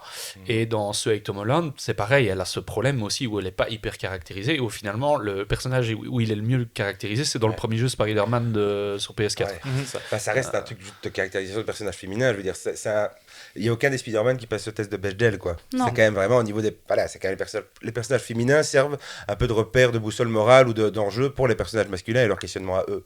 Donc globalement, il y a ça. Mais je trouve que Mary Jane est quand même... Elle est, en fait, Peter Parker, c'est le seul qui sait qui elle est, qui est aussi au courant pour sa famille, pour son père violent, et du coup, elle peut être vraiment elle-même par rapport à lui. Et c'est ça qui devient intéressant dans le deuxième, c'est que dans le deuxième, lui n'est pas sincère par rapport à elle. Parce qu'elle sent ces distances, qu'il n'est pas là pour elle, et il y a un truc où elle sent cette distance-là entre les deux. Et voilà, je trouve que c'est... Deuxième film qui s'ouvre aussi sur d'abord le visage de Mary Jane. Ouais. C'est ça, exactement. Et donc, pour clôturer avec le 1, si dans le premier, on a Peter Parker qui devient Spider-Man, dans le 2, on a Spider-Man qui redevient Peter Parker. Et c'est un peu ça, quoi. Tout à fait. Et je te laisse pitcher. Tu veux ? Tu veux que je tente? Voilà. Je suis nulle en pitch, Sinon, donc je je le prends des refais. notes. Sinon, je le refais. Allez, j'essaye. Attention, Sinon, il faut tu bien le couperas. pitcher, hein, celui-là. Alors, nous sommes en 2004, 2 ans après le premier Spider-Man. Tu vois comme je gagne du temps. Hein. Peter Parker, donc il essaie désespérément de jongler entre ses études, son boulot un peu nul, sa carrière de super-héros, mais il rate un peu tout. Tu sens que c'est pas l'éclate, quoi. Tu sens que c'est compliqué, tu sens que sauver des gens, ça ne sauve pas lui-même. Peut-être le grand problème de Spider-Man. Otto Octavius, c'est un scientifique génial, mais il n'est pas super prudent parce qu'il va finir fusionné avec des tentacules métalliques et devient donc le docteur Octavius, tout en tuant sa Docteur femme. Octopus. Oh, Qui j'ai devient dit quoi? C'est Otto Octavius qui Oui, devient le docteur Octopus. Octopus. Et il va dans cette magnifique scène d'horreur cinglante tuer sa femme avec un jeu de miroir exceptionnel, on en parlera après. Oui. Tu vois, je me perds dans mes propres pitchs. Peter, qui avait décidé de faire une pause, il avait décidé d'arrêter d'être Spider-Man, il va devoir reprendre le costume de Spider-Man et sauver New York. C'est bien comme ça, comme pitch, non? Oui, Vas-y. bien. C'est bien. Et en vrai, c'est Kiki la petite sorcière, mais en version super-héros. Avec beaucoup d'amour pour les deux films. Ouais, on est même sur l'idée que, On peut même aller un peu plus loin Peter dans ce pitch. Parker, Oui. en fait, ne décide pas de raccrocher les crampons. En fait, il est obligé Il va être parce obligé. il vit un peu l'équivalent d'une dépression pour Spider-Man. C'est-à-dire qu'il perd ses pouvoirs et sait plus rien faire. Il n'a pas trop le choix et puis il se rend compte qu'en fait cette vie est peut-être pas faite pour lui. Je vais juste rajouter un petit truc. Le Docteur Octopus, Octavius devient le Docteur Octopus suite à une expérience qui rate. Effectivement, tu le dis, il y a une autre scène d'horreur, c'est la scène quand on essaye de lui enlever ses Oui, tentacules. tout à fait, j'allais y revenir. Et, Hein. c'est génial. Et en fait, il redevient Spider-Man parce que Harry demande qu'on bute Spider-Man pour lui donner ce dont il a besoin pour finir son expérience. Donc ça, c'est Voilà. le Et petit là, détail voilà, en plus. ouais. Et en plus, ça amène, c'est une réflexion que je faisais tout à l'heure, pour le coup là, on a vraiment la thématique de la science peut changer le monde, Ouais. mais qui foire. Il y a aussi les arcs de tous les personnages. Donc Harry en veut vraiment très très fort à Spider-Man, à Peter plutôt, à Peter parce qu'il se dit que Peter est pote de Spider-Man et que Spider-Man a tué son père et donc il lui en veut énormément. Mary Jane est super vénère contre Peter parce que il dit tout le temps qu'il va être là pour elle et il est là comme une âme en peine. Elle est avec, c'est dans le 2 hein, qu'elle est avec le fils de pilote. J. Jonah le Jameson. fils, ouais, oui. voilà, c'est ça. L'astronaute. L'astronaute, Mhm. pardon. Donc, et là, il perd vraiment tout parce que quand il se rend compte, mais il a plus son amitié avec Harry, il a plus son amour. Enfin, Mary Jane n'a plus l'air intéressée par lui, même si elle est quand même un petit peu. Enfin, tout lui tourne un petit peu le cul à Peter. Et c'est même pour ça que j'avais envie de rebondir sur ton point, sur le dynamisme, sur la dynamique de la mise en scène, le rythme, etc. C'est quand même un film qui a très peu de scènes d'action. Oui. Et qui joue beaucoup sur la caractérisation, parce que c'est un film qui joue sur beaucoup de storylines, tout ça, mais également le fait que Peter, il perd son boulot, qui doit gérer également sa tante May, qui doit gérer son rapport en tant que photographe, où il ne veut plus photographier Spider-Man. Il a une précarité totale Et qui comme va étudiant. jusqu'à sa propre identité. Oui. Et ça, j'avais envie de revenir là-dessus tout à l'heure avec ce petit insert, encore une fois, sur Robbie Robertson, qui le regarde pendant une demi-seconde, et pendant une demi-seconde, en tant que spectateur, on se dit Oh. « Merde, il est au courant de son identité. Ouais. Robbie, donc, qui est L'assistant de... Enfin, le co-rédacteur en chef avec J. voilà, Jonah Jameson. qui lui défend Spider-Man contrairement à Ouais. C'est ça. Et je trouve que c'est un film qui prend justement qui arrive à prendre son temps pour mettre le personnage face à tout le poids qu'il doit subir en permanence, et ça amène un rythme qui est certes différent et qui peut déplaire notamment dans le côté blockbuster, parce que finalement, il y a combien de scènes d'action? 3? Peu. Par contre, les scènes d'action sont des scènes d'horreur pure. Elles Oui. sont incroyables. Ouais. Mais il y a, Là, voilà, comme tu dis, il y a une scène qui est incroyable. Et là, justement, on revient avec les habitants de New York. C'est la scène du métro aérien qui est... Enfin, c'est une merveille, cette scène. Moi, je trouve que... Et là, justement, on a les habitants, on aime Spider-Man, on va défendre Spider-Man. On Hein, va parce qu'ils garder se son secret. Ils se mettent tous devant lui. Ils disent tous, ouais, c'est un gamin, il a le même âge que mon fils, etc. Et donc, effectivement, là, on a aussi cette caractérisation de l'univers et des habitants de New York qui protègent leurs héros, qui les protègent. Cette scène est même tellement particulière que tu as l'impression qu'après, on n'en parle plus du tout. On a oublié qu'il y a tout un wagon de métro qui a vu Non, mais c'est comme avec Anna Montana. Anna voilà. Montana demande à tout le monde de garder son secret. Et tout le monde garde son secret. C'est Voilà, normal, c'est ça. c'est la magie. Clark Kent mais donc, met des c'est lunettes ça, et puis Oui, voilà, c'est ça. ça marche. C'est ça. Mais bon, ce que tu évoquais, en tout cas, je suis 100% d'accord avec toi. En fait, moi, ce que j'aime beaucoup quand tu regardes le Spider-Man 2, c'est à quel point tu as l'impression que tu as un film qui te parle de précarité étudiante. Quoi. Ouais. Tu parles de quelqu'un qui cherche à joindre les deux bouts dans une société qui va trop vite et qui en est juste pas capable. Quoi, tu vois. En fait, je trouve qu'il est tellement d'actu sur ce sujet-là, même si là, bon, effectivement, évidemment, il raccroche les wagons aux thématiques particulières de Spider-Man et à quel point c'est difficile pour quelqu'un qui n'a pas des millions de dollars d'assumer deux identités dans le but de protéger, ne serait-ce qu'une ville, parce que pour lui, il sauve même pas le monde, Spider-Man. Ouais. Et au moins, ça nous permet de dire j'ai quelque chose en commun avec un super-héros, c'est son appart. Oui. Oui. Ouais. Mais il y a aussi. Il est stylé l'appart. Hein. Ouais, mais il y a une Ça, scène, moi sympa. aussi, que j'adore, et comme tu dis, c'est la précarité étudiante. Mais elle est anodine, cette scène, mais je la trouve géniale, c'est quand il va livrer les pizzas. Oui, hein. Ouais. Elle est absolument Tout à fait, géniale. tout à fait. Et là on a vraiment le côté Sam Raimi, c'est complètement burlesque, où il voit qu'il va être en retard, Oui. et il va se mettre en Spider-Man C'est ça, tout à fait. Et pour en fait, arriver. En fait, c'est là où c'est intéressant, ce que tu dis là, c'est que en fait, quand tu regardes le premier film, c'est vraiment le film qui pose la phrase « de grand pouvoir implique de grandes responsabilités », il le comprend, mais c'est très solennel, et puis au final, tu as l'impression qu'il arrive à un point d'équilibre.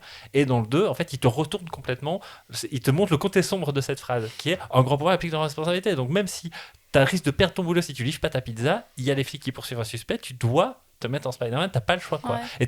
Et c'est ça en fait que Spider-Man 2 passe son temps à te montrer, c'est que c'est un personnage qui est prisonnier de ça. Ouais. C'est pas s'en extirper, quoi. Et ce qui est intéressant, c'est que du coup, ça se voit. Pardon. Non, vas-y. Par rapport au méchant aussi, le premier, en fait, aller dans la dualité de Spider-Man qui se bat toujours entre, du coup, son égoïsme, sa vie privée et sa vie publique, enfin, sauver les gens ou sauver Mary Jane, un peu l'enjeu de fin du premier. Bah, c'est le même enjeu dans les trois films. Hein. Oui, c'est clair. Mais, et du coup, je trouve que le Bouffon Vert représentait vraiment le côté, très égoïste de la chose. Il veut conquérir le monde. C'est pas trop ses enjeux au Bouffon Vert. Il veut Antagoniste, contrôler la ville, ouais. quoi, juste le pouvoir absolu. Dans le deuxième, il part sur des bonnes intentions, même s'il le fait n'importe comment, en fait. Il est dans ceux qui veut toujours aller dans cette idée de créer cette espèce d'énergie absolue pour aider tout le monde, sauf que en fait les deux méchants, c'est deux riches, c'est deux bourgeois en fait. Il y a cette espèce de truc en fait. Je trouve que Alfred Molina qui joue Octavius est génial. Dans chaque scène, il est génial parce qu'il y a ce truc où il est convaincu d'avoir des bonnes intentions, alors qu'en fait il y a une espèce d'hubris qui est là. Il est hyper autocentré et hyper arrogant dans tout ce qu'il fait, avant même d'être contrôlé par cette tentacule. Par cette puce, et je trouve que c'est ça. Et du coup, je trouve ça assez intéressant comme lui est quand même guidé par ses bonnes intentions, mais ça reste une espèce d'intellectuel bourgeois, quoi. Donc il y a quand même un politique c'est intéressant. Quand j'y pense, c'est une intelligence artificielle, le fait qu'il Oui, c'est ça. c'est ça. Remettez en mémoire. Il faut mentionner aussi que le rapport entre Peter Parker et Otto Octavius avant, il y a aussi un tout petit regard de relation, de filiation aussi, de relation un peu paternelle, où il va également conseiller Peter sur sa relation amoureuse, sur c'est quoi l'amour, c'est quoi, comment on gère tout ça. Il y a, même avec lui, ça revient, ça revient à chaque fois. La figure paternelle, elle est dans Toujours. les deux films. Mais, le film, il y a plein de miroirs de parallèles du premier film à chaque fois, mais il y a une scène d'incendie aussi dans le deuxième. Sauf que là, c'est pas Spider-Man qui va sauver un bébé, c'est Peter. Donc il y a plein de trucs, il y a plein de parallèles comme ça. C'est pas un remake, mais presque du premier. Tout à Sauf fait. qu'il s'est dit, il a eu un méga succès le film, et du coup il s'est dit, là je peux faire. Tiens, c'est vrai, on n'en a pas parlé de la scène de l'incendie dans le premier, qui je trouvais super bien filmée aussi. On l'a oublié. Ça. Avec un excellent jumpscare. Mais toutes les scènes sont excellentes. Donc En fait, la scène que j'évoquais tout à l'heure quand je parlais de la vision positive qu'on montrait des services de police, c'est qu'à un moment, il y a un policier qui cherche, c'est dans le premier à nouveau, qui cherche à l'arrêter, puis on entend qu'en fait, il y a toujours quelqu'un de piégé dans le bâtiment, et il dit, bon, je vais aller l'aider, et t'as le flic qui fait... Bon, vas-y, je vous attends, vous revenez. Il dit, je reviendrai pas. Il dit, écoute, vas-y quand même. Voilà, et donc là, c'est là que tu vois qu'en fait, il y a quelque chose, peu importe l'uniforme, finalement, ça reste un New-Yorkais, et un New-Yorkais, ça ne peut qu'aimer Spider-Man. C'est ça, en fait, je pense que cherche à dire le film. Et dans le 2, effectivement, il y a ce moment où Spider-Man est en dépression, il perd donc ses pouvoirs, et déjà, avant même d'avoir la scène de l'incendie, le film te montre qu'il est quand même, il a toujours le poids de la responsabilité liée à son oncle Ben qui est là, et à un moment il choisit sciemment d'ignorer un type qui se fait tabasser dans la rue. D'ailleurs, tu as l'impression que c'est complètement décorrélé du réel quand il le voit. C'est-à-dire qu'il marche, puis paf, tu ne vois plus que ce qui se passe dans cette ruelle, et il s'éloigne, il y a vraiment quelque chose. Là, à nouveau, la mise en scène fait pour beaucoup, et c'est juste après donc qu'on a cette scène de nouvel incendie, où là, il se dit, mince, il y a une petite fille qui est piégée au premier étage, je suis Peter Parker, il va falloir que j'y aille même en tant que C'est Peter un enfant, en Parker. plus, on ne peut pas laisser Ouais. crever. Et c'est même elle qui le sauve au final, Tout à fait. alors Oui. qu'il va tomber. Donc Ouais, ouais. Et c'est là qu'on revient aussi sur le côté, c'est les New-Yorkais aident Spider-Man, Spider-Man aide les New-Yorkais. Il y a un truc un effet de balancier systématique, quoi. Et c'est assez génial qu'il perde ses pouvoirs sans. Allez, c'est pas un méchant qui lui a fait quelque chose, c'est pas un truc qui lui est Non. arrivé qui fait qu'il perd ses pouvoirs, il les perd parce qu'il doute de lui. Il est Oui. vraiment en stress constant et c'est ça qui perd ses pouvoirs. C'est vraiment monté comme de la puissance. Tu disais la scène, il lance des Oui. toiles de son poignet, genre, il éjacule mais par c'est son ça. poignet, Oui, là, c'est ça. ça marche plus quoi. Oui, ça c'est marche ça, plus, mais il est vraiment c'est- Parce qu'il est puissance totale, excité, parce que il est la première fois. Ouais, c'est et... ça. Non, c'est vrai, et quand tu perds tes moyens, ça... Ouais, il n'y a plus rien qui va et je trouve ça chouette que ça soit juste de la symbolique sans qu'il y ait un élément fantastique autour de ça. Ouais. Et, Ouais, ça Ouais, parle ça, quand même c'est de chouette. burn-out d'une certaine manière, Bien alors sûr. même que on n'en parlait pas nécessairement maintenant. Et c'est vrai que lorsqu'on ne parle pas assez de la façon dont on impose certaines choses à des personnes qui ne savent pas exprimer leur mal-être, notamment sur des hommes qui ne peuvent pas exprimer, qui ne sont pas bien mentalement parce que virilité oblige, je trouve que c'est bien d'avoir un blockbuster comme ça qui te dit vas-y, Ouais, parle, exprime-toi. ouais, je trouve ça Même super. si c'est par le biais un médecin du en fait c'est pas moi, c'est un ami qui a fait un rêve de. C'est ça. Mais voilà. Oui, mais tu sens que, encore une fois, tu as la fragilité de Peter Parker, et comme Julien, tu disais tout à l'heure, le jeu de Tobey Maguire appuie à fond ce côté fragile du personnage, et appuie à fond le fait que ce mec peut être pas bien, assumer ses sentiments, ses émotions négatives, etc. C'est vraiment super. Quand on le dit comme ça, j'ai un peu la sensation, si vous avez par exemple jamais vu les films, vous vous dites mais qu'est-ce que c'est que ce truc ultra déprimant, mais en fait, même s'il y a plein de moments touchants dans Spider-Man 2, il faut savoir qu'en réalité le film reste très drôle, parce Hyper que drôle. même dans la façon dont ces éléments-là sont caractérisés, c'est toujours amené avec le côté cartoonesque que Sam Raimi maîtrise à fond dans ce film-là. Alors, genre- pardon, vas-y, Ouais, vas-y. vas-y. Non, Quelle je veux dire, scène? la scène avec la Louise- salle médicale là, Ah oui, avec les tentacules qu'on Oui. essaye de remettre, je sais pas quoi, les scream queens qu'il y a là-dedans, toutes les meufs hurlent Oui, comme oui, dans des films c'est d'épouvante hyper des années stylisé. 60. Ouais. C'est magnifique. Ouais. Chaque plan, tu peux faire une capture d'écran, tu peux t'en faire des posters. Enfin, c'est Ah, mais exceptionnel. Il s'amuse à C'est citer la Evil signature Dead. de Sam Ouais. Raimi Ouais, qui ouais. vient de l'horreur. Parce que Incroyable. après, moi j'adore sa filmo. Moi j'adore Jusqu'en Enfer, qui est un petit film, Oui, c'est très, rien très du bien. tout. Et C'est puis en fait, génial. quand on regarde, parce qu'il retourne chez Marvel, il fait le deuxième Doctor Strange, Ouais. là, Que de j'ai Multiverse pas of vu. Madness. l'aimes bien C'est du Sam Raimi aussi, justement. Il y a des éléments horrifiques, T'aimes bien ce etc. film Ouais, moi je l'aime Moi, bien. j'ai beaucoup de Mais- mal avec ce Non, moi je défendrai toujours Sam Raimi. Et quand ils l'ont choisi pour le faire, moi, ce qui m'a frappé, parce qu'en plus on a été le voir en projection presse, je me suis dit, est-ce qu'on va nous mouliner un Sam Raimi en Yes Man chez Marvel aussi? Et moi, ce que j'adore ici dans les trois premiers, c'est que, ok, le premier, il fait son truc, et puis finalement ça passe, et donc on lui dit rien, etc. Et le deuxième, cette scène-là dont tu parles, bah, on voit clairement qu'on lui a dit, c'est bon, vas-y, fais ton truc, mec. Ouais. Et comme tu dis, cette scène-là, c'est de la pure horreur. Et C'est c'est vraiment de la super pure bien horreur. filmé. Mais c'est en plus de l'horreur vintage, quoi. Ouais, c'est que des ombres. On voit quasiment que des ombres. Bon, il y a juste un moment donné où je crois qu'il y en a un qui prend la tentacule complètement dans la face, mais c'est Ça me fait c'est pen- énorme en Ça fait. me hein. fait penser au film It's Alive. Je sais pas si vous voyez ce film, Larry Cohen. Ouais. Oui. Ouais, ça Il me y a faisait à longtemps. fond penser à cette Ah ouais. scène, à ce film. Il y a même ce plan très rapide où on voit le point de vue des 4 tentacules à la fois qui renvoie aussi bien au premier Alien qu'au cinéma found Tout à footage fait. d'une certaine Ouais, manière. ouais. Ouais, Oui, c'est- c'est vrai. Et Ouais, ouais. il y a un moment donné, on a un plan à la Evil Dead aussi où la tentacule arrive Exactement. et où Ouais, la fille crie et puis elle se le prend dans la tronche. Ça, on aurait mis Bruce Campbell à la place que ça passait aussi. Donc, Bruce Campbell qui est très très bon comme portier du théâtre. C'est ça. Par contre, en physicalité dans cette scène, j'ai aussi envie de rajouter un petit détail, mais qui participe au succès, c'est les ongles qui s'accrochent. Oui. On voit les c'est traces. incroyable. C'est quelque chose qui peut paraître bête, mais justement, ça renforce Ah, ça fait la mal. Hein. physicalité et surtout, ça... ouais, on Mais a mal. Ça, on a ça mal. me- ça me fait penser à notre Vlad qui est très très souvent dans le podcast, que vous connaissez tous, qui est une personne des ongles dans Alien, et que c'est vraiment un truc, les ongles, qui rend les choses beaucoup plus étrangement Sur les dégueulasses facehuggers, comme hein. ça. Sur les facehuggers, en fait, facehuggers. ils ont Ouais, des il y a des ongles. petits Ouais, ongles. ouais. Oui. Et ici, pareil, t'as vraiment ces petits Mhm. ongles comme ça qui rendent le truc un peu plus humain, un peu plus dégueulasse. C'est un quoi. gimmick de Sam Raimi, ça. Si vous regardez les Evil Dead, il y a toujours une séquence où Avec un des personnage ongles. cherche à atteindre quelque chose, il n'y À arrive pas, il a la main Il y a- crispée. non, Ouais. jusqu'en enfer aussi. Hein. Ouais, voilà. Ou alors c'est la main qui va essayer d'attraper quelque chose et le corps qui veut pas. Oui, c'est ça. Ouais, Ouais. ouais. Mais en fait, là où je voulais en venir tout à l'heure, c'était que donc, le film n'est pas déprimant parce que le côté cartoonesque est aussi là dans les éléments de caractérisation des éléments tristes en fait, de la vie de Peter Parker. Et en réalité, c'est souvent des scènes qui sont ultra drôles. Je veux dire, le moment où il est à la réception et qu'il cherche à tout prix à se trouver un cocktail, il n'arrive jamais à avoir un verre plein. Ça symbolise un petit peu le fait que rien ne va pour lui dans sa vie, mais Oui, pourtant c'est tout le temps drôle. Il essaie à C'est- chaque fois de prendre un Et petit il est, four, il un est truc. décalé par rapport Voilà, à son il est décalé univers, par ouais. son monde. Et alors, une scène que j'adore aussi, c'est le moment où il est tout le temps pressé, il renverse ses feuilles alors qu'il va au cours. Et là, il y a des tas de gens qui lui balancent son sac dans le visage. Et pour la petite histoire, c'est Sam Raimi lui-même qui. Ah ouais? Oui, oui, oui. Ah, Cette trop bien. histoire-là, c'est lui qui vient avec le sac parce qu'il voulait que ce soit bien fait. Et qui y allait, quoi. Ouais, ouais. Génial. Mais ça souligne encore le côté hyper équilibré du film qui n'hésite pas à... Tu parlais de la scène de cocktail, mais qui part de quelque chose de drôle à dévastateur quand il voit... Complètement. Ah, oui, Quand oui. il voit Mary Jane et puis après qu'il se prend cette gifle de la part d'Harry. C'est quelle vie de merde. C'est là que tu Exactement. dis quelle vie de merde. Ah ouais, et et pourtant, même- t'as ri. Et même d'un point de vue artistique, c'est parce que j'ai envie de souligner après qu'il y a eu une version 2 points par les producteurs, et quand tu la compares, tu sens à quel point c'est déséquilibré dans les tentatives humoristiques, etc.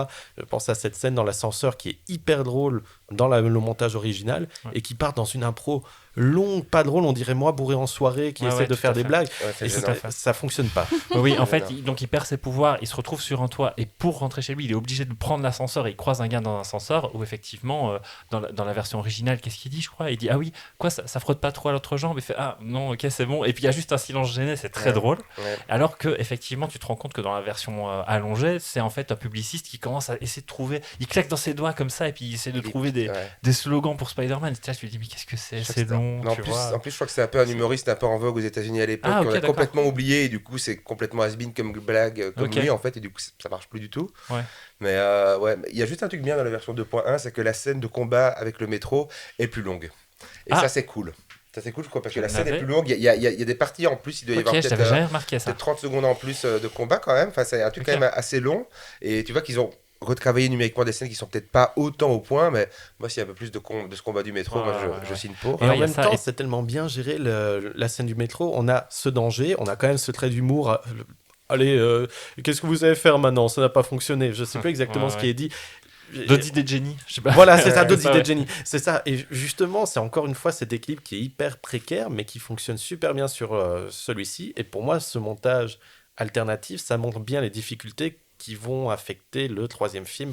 Mais ça, on va revenir après. Ouais, ouais. Mais il y a Ouais. quand même un truc que j'aime bien, que je défends, parce que elle me fait marrer à chaque fois cette scène. C'est un truc rajouté, c'est qu'à un moment, on voit Jonah Jameson mettre le costume de Spider-Man et rêver qu'il est Ouais, Spider-Man. ouais, ouais. Et ça, c'est très drôle, parce qu'effectivement, ce que je dis pas, c'est que lorsqu'il met disons, le costume de Spider-Man au placard, en fait, il le met pas au placard, il le met à la poubelle. Et il et le jette. Oui, bah, c'est et il y a un éboueur plan, qui vient assez voilà, iconique. Hein, qui vient le rendre en fait au Daily Bugle, et là t'as Jonah Jameson, il est content parce qu'il a le costume de Spider-Man, et là je Et l'ai il vaincu, l'accroche, tu vois. il l'accroche Ouais. sur le mur, et il y a la séquence qui moi me fait beaucoup rire. Il se lance dans un monologue en disant ah Spider-Man c'était un grand héros, etc. Et puis l'autre vient récupérer son costume. Ah sale voleur. Ouais. C'est ça. En fait, tu sens aussi que le mode de fonctionnement de Jonah Jameson, il n'est pas caractérisé comme étant quelqu'un de mauvais, c'est juste qu'il est caractérisé comme Un quelqu'un qui a opportuniste. Un besoin, opportuniste, tout ou à même fait. qui a besoin de râler sur quelque chose. Et c'est un opportuniste. Mais Ouais. comme tu dis, le film est sur un fil et c'est toujours le juste milieu. Là où on ne va pas le retrouver, justement, dans ceux avec Tom Holland, où on est dans un truc qui est mixé, un produit, hein, on est dans un produit, et là où on descend en dessous du fil, on arrive à avoir 2-3 scènes d'action, mais ça va être éliminé par une blague foireuse, etc. Ici, tout sonne juste, en fait. Mm. En tout cas, dans le deuxième, hein, comme tu dis, on Tout à parlera fait. du 13e après, Tout et à fait. tout sonne juste, Ouais, en je suis fait. d'accord. Vas-y. Il y avait aussi un autre point que j'avais envie de souligner, c'est peut-être le côté plus doux dans l'image, et tout simplement parce qu'on a un changement de directeur de la photographie. C'était Don Burgess sur le premier film et c'est passé sur Bill Pope sur le deuxième, tout comme le troisième. Et j'ai juste envie de souligner, le premier film est très beau visuellement pour moi pour certains plans, mais le deuxième est à tomber pour certaines choses qui sont vraiment très subtiles. Cette multiplication d'images de Mary Jane en affiche, Ah oui. ce Ouais. nombre de plans, Ouais, même ouais. ce J'avoue, tout dernier oui. plan qui est hyper tragique en soi, enfin qui est hyper tragique, juste qui est très dramatique dans la manière dont il renvoie Mary Jane Watson finalement confrontée au fait qu'elle va devoir vivre avec Spider-Man, qu'elle va devoir assumer cet amour, qu'elle va devoir assumer ce poids également. Je trouve que terminer le film sur ce plan et pas sur l'envolée héroïque, Exactement. ça rajoute quelque chose de très émouvant et qui, en tout cas, moi, m'a beaucoup plus marqué en tant qu'adulte. Tu parles, parce que les gens nous écoutent, du plan quand elle est dans la toile d'araignée? Non, le tout dernier plan du film. Quand elle regarde par la fenêtre. Ah oui, quand Vraiment, il s'en va, ouais. En fait, contrairement au premier film, c'est vrai que le 2 ne se termine pas sur Spider-Man, il se termine sur le visage de Mary Jane qui le regarde partir Ouais. par la fenêtre de l'appartement, ouais, je m'en souviens. Mais il y a le plan où justement, où elle est, comme tu dis, on a aussi cette métaphore de je suis la proie, où elle finit dans la toile d'araignée, et il la rejoint dans la toile d'araignée. Ça aussi montre le personnage qui est au centre de la toile et de la vie de Peter Parker, mais qui est, si on veut, une proie aussi, en fait, puisque donc c'est bien fait aussi, et c'est un beau plan aussi dans le d'ailleurs. 3 va être Mais un elle petit va peu le choisir. elle va être un petit peu bloquée dans cet archétype-là. Elle lance un peu un regard qui dit est-ce que j'aurais pas fait une connerie moi, quand même. Ce regard dit un peu ça. Oui, c'est vrai. Je dirais juste que le premier film termine par quelque chose de très joyeux, de très galvanisant en même temps. Il y a ce côté très dramatique, mais il y a cette envolée finale. Le 2 termine sur ce côté très doux. Et finalement, le troisième film qui termine sur les deux personnages, cette fois-ci, on n'a plus un personnage à la fois. Enfin, on termine pas sur Peter, on termine pas sur MJ, on termine sur les deux. Je trouve que ça rajoute quand même une douceur et une amertume qui caractérise bien cette trilogie. Mais ça, c'est sur le troisième film, si on veut revenir un peu sur le Justement, ce troisième film, Vincent, que raconte-t-il? Ah non, Lionel. Non, je voulais encore revenir sur un truc sur le deuxième, c'est juste que parce que par rapport au Docteur Octavius, il y a comme je disais, j'aimais pas trop le personnage avant, ça m'intéressait pas tellement à la base quand j'étais gamin ce personnage-là comme méchant, je trouvais pas très esthétiquement pas intéressant. Et ce que Sam Raimi a réussi à en faire, je veux dire, par rapport au premier, déjà il y a quand même beaucoup plus d'enjeux parce que dans le premier le bouffon vert il vole, donc il n'est pas lié à la matière. Là déjà niveau effets spéciaux en fait, chaque scène de truc d'Octopus est complètement dingue, je trouve. Il est terrifiant, ces tentacules, ça marche à chaque plan. On peut presque les distinguer l'une de l'autre niveau personnalité. Et le rapport au physique, au concret, toute la scène. Il y a cet effet de transition génial dans l'œil de Spider-Man, qui est, je trouve, une des plus belles transitions du cinéma, où on est vraiment dans le reflet de la lunette de Octavius.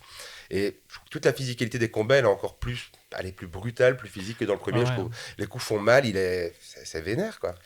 Tu me fais penser à quelque chose, parce que là, c'est le moment où je vais un peu me la péter. Il y a quelques années, Steve Johnson était venu au BIF et j'avais pu l'interviewer. Et notamment, il a travaillé sur des effets spéciaux de Blade, mais également de Spider-Man 2.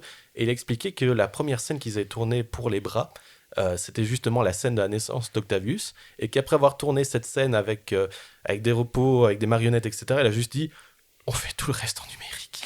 On peut pas. Techniquement, on fait tout le reste en numérique. C'est un calvaire. » Mais en même temps, je trouvais qu'il fallait justement rebondir sur ce que disait, même s'il n'y a pas de trampoline dans ce film-ci.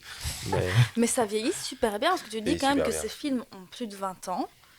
Et par rapport à certains films récents où la CGI est dégueulasse, je trouve que franchement, ça n'a pas pris une ride. Alors, un petit peu de bouffon vert sur certains plans ou autres, mais je trouve que franchement, ça se défend vachement bien. Dans le 2, il y a un plan qui est en plus à l'époque hyper impressionnant, mais qui a pris, pour avoir revu le film il y a quelques jours, c'est le plan quand il va dans un café-restaurant avec Mary Jane et il va se faire attaquer. Et alors, moi j'avais vu le making-of où on voit que c'est un fond bleu, parce qu'en fait Octavius défonce la façade du truc avec une pour voiture, rentrer. Pour rentrer. Ce plan-là, on voit que c'est un fond vert, ou un fond bleu en l'occurrence. Ça se voit. Maintenant, avec l'œil de maintenant, on le voit. Mais à l'époque, le plan où la cascade, où il l'attrape et il fait un roulé-boulé, etc., il est impressionnant. Ça reste très cool. Ça reste très cool comme cascade. Qui sont moins bien foutus que ça, quoi. Mais clairement. Il y a des films actuels qui sont vraiment dégueulasses. Et là, tu te dis, plus de 20 ans, les effets spéciaux, c'est chapeau. Parce qu'on laissait le temps aussi aux travailleurs d'effets spéciaux de fonctionner. C'est aussi pour ça que les budgets des Marvel sont aussi élevés. C'est qu'ils tournent et ils imposent un rythme assez fort qui finalement les étouffe. Même maintenant, quand tu vois, je sais pas moi, là, ils ont terminé le tournage de Dune, du Messie de Dune, il sort dans un an à peine, c'est un truc de fou de te dire qu'il faut faire tous les effets spéciaux pour éventuellement une bande-annonce déjà dans 3 mois. Enfin, le rythme est devenu dingue en fait. Quand on voit que là ici, effectivement, il a 2 ans pour faire le film. C'est ça. C'est différent, quoi. On clôture sur ce deuxième volet. Attends, est-ce qu'on a bien tout dit? Parce qu'il y a tellement de choses. C'est parfait, déjà. C'est vrai qu'il est parfait. C'est presque le blockbuster super-héroïque parfait. Je vais te laisser pitcher le 3 parce que mes pitchs, ça va pas oui, du parce tout. que dans le 3, il va peut-être être un peu plus laborieux celui du 3 C'est parce pour ça que je te laisse le pitcher. oui, mais en même temps, c'est Personne un veut peu à pitcher le l'image 3. aussi de sa production. Hein. C'est ça, enfin, je pense qu'on Le va 3, tous c'est être le plus d'accord délicat, là-dessus. ouais. Mais en gros, déjà, la particularité, c'est que déjà, tout commence bien pour Peter Parker, alias Spider-Man, parce qu'il est avec sa copine, avec Mary Jane, il a la vie rêvée. Là, il a réussi à trouver un équilibre entre ce qu'il fait, ses études, entre sa vie de Spider-Man. En plus, la ville va beaucoup mieux parce qu'il a arrêté tous les malfrats de la ville, donc a priori, tout va bien. Et on va découvrir dans le même temps, donc là, dans ce film-là, il va affronter 3 grands ennemis, en fait, voire même 4. Lui-même. 3, oui, c'est ça, exactement. Il va d'abord avoir maille à partir avec l'homme sable. Donc je me souviens plus par contre du nom du gars, c'est Marco. Flint Marko, ouais, c'est ça, Flint Marko.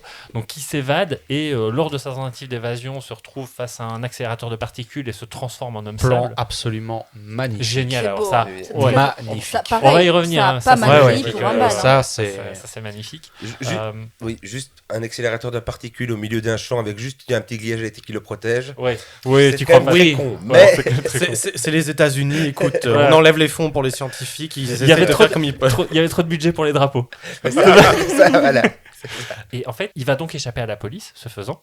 Et la police va devoir se rendre compte que Flint Marko est dans la nature, donc il va falloir prévenir les gens qui ont peut-être été victimes de lui à l'époque. Et c'est là que tu découvres, sorti de nulle part, qu'en réalité, le vrai assassin de l'oncle Ben, c'est lui, et pas le gars qu'on a vu dans le premier film. Déjà, il y a un truc, tu dois l'accepter, tu vois. Ouais. Et puis, derrière tout ça, il y a Spider-Man qui commence à sentir des sentiments de vengeance, un peu de colère, etc. vis-à-vis de ça. Et un peu sorti de nulle part, il y a la météorite qui contient avec le un symbiote. symbiote, Qui contient le symbiote qui tombe, que les fans de Spider-Man doivent connaître évidemment, et donc qui se colle aux affaires de Spider-Man et le transforme son costume en Spider-Man noir dans cette espèce de relation symbiotique. Et là, d'un coup, il va se permettre de se venger, va tuer Flint Marko.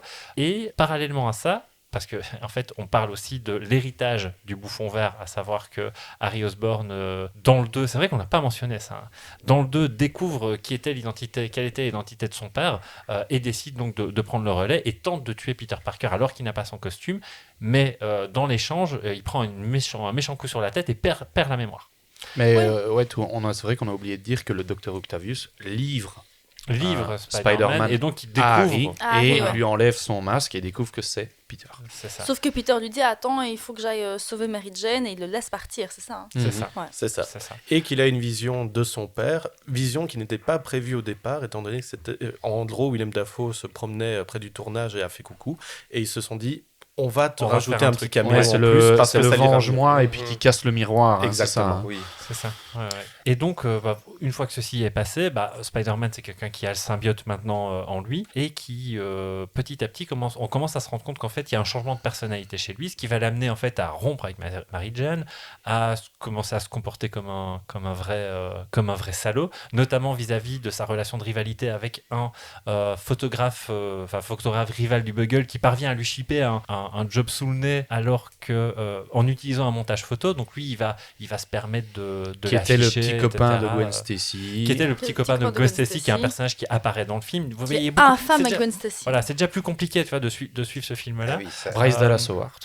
Voilà. Et donc, ce faisant, il va comprendre qu'en fait, il a merdé à un moment où il y a une interaction un peu violente dans un bar, dans un café-bar avec MJ, parce que c'est aussi un film où on se rend compte que là, il n'arrive plus à communiquer, et il va décider de Retirer s'arracher le le costume, symbiote, d'arracher. Voilà, il va l'arracher de sa propre peau comme une seconde naissance, en fait.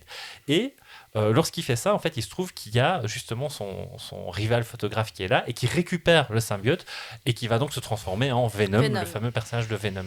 Et à la fin du film, il va devoir affronter Flint Marko et Venom qui décident de s'associer avec l'aide de Harry Osborn à ce moment-là qui a retrouvé la mémoire après l'avoir perdue. Qui a retrouvé la mémoire. beaucoup. Il y a beaucoup de choses. Qui a Et retrouvé qui la mémoire laissera après la l'avoir perdue. vie. Et là, qui va se battre contre Peter Parker. Et là aussi, c'est très particulier. C'est pas le bouffon vert contre Spider-Man. C'est vraiment un combat entre Harry Osborn et Peter Parker qui va finir par laisser Harry Osborn défiguré totalement.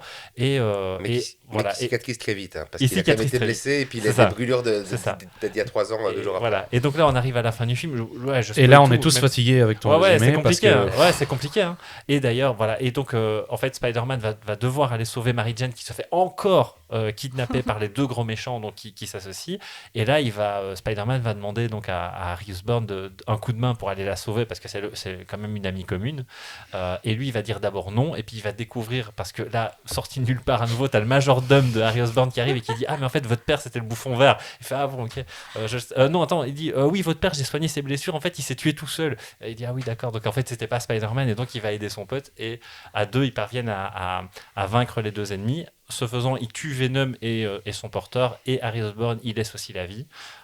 Et voilà, et il pardonne à Flint Marko. Parce que c'était aussi un accident. Parce que ça aussi c'était un accident, il n'avait pas voulu tuer Uncle Ouais, Ben, parce il que avait le doigt sur la l'autre gâchette. lui touche l'épaule et il Voilà. tire. C'est ça.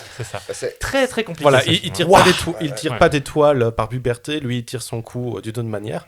Mais Oh c'est là vrai que là. tu soulignes bien le côté Vraiment très maître, hein. laborieux du, Il est laborieux. Le du scénario. Mais il Il se est passe là-bas. trop de trucs dans ce film. Ouais, Il y a trop exactement. d'antagonistes, Ouais. il y a trop de mal. Et Ils ont donc- voulu trop mettre dedans. Et donc justement, en fait, Sony voulait imposer Venom à Sam Raimi, qui ne voulait pas.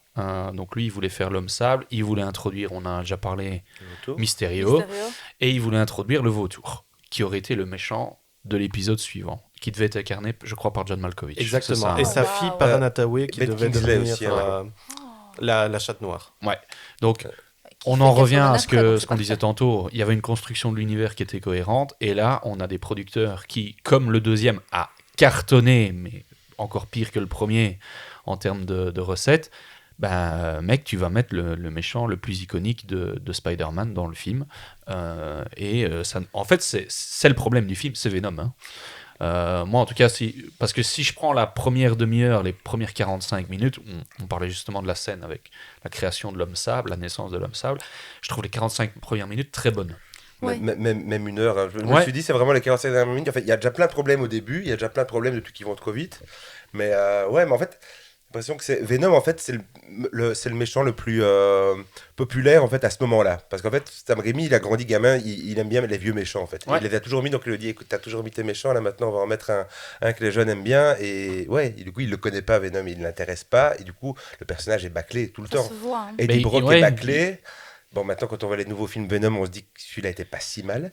Mais Non, mais t'as raison. Hein. Non, Et ça moi, va. quand je suis allé voir le Venom, avec tout le respect que j'ai pour Tom Hardy, qui est un acteur que je trouve excellent aussi, Venom ne peut pas exister sans Spider-Man. Donc, faire un film faire un film Venom sans Spider-Man, ça n'a ni queue ni tête Ouais, mais il aussi. y a Tom Hardy, donc c'est pas grave. Ouais, mais il est pas bon dedans.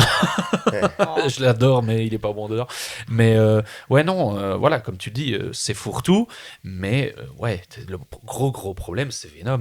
Et Topher Grace, qui n'est pas non plus un acteur monstrueux non plus pour l'incarner, ça va. Mais je Ça trouve va pas. qu'il fait le pendant parfait, par contre, physique de Tobey Maguire. Ah oui, Il y a un truc c'est vrai. très très bien casté en termes de. Côté Némésis miroir qui Ouais, marche bien, très, très bien je suis foutu. d'accord, mais il est pas charismatique pour un sou. Non, Donc ça pose déjà problème.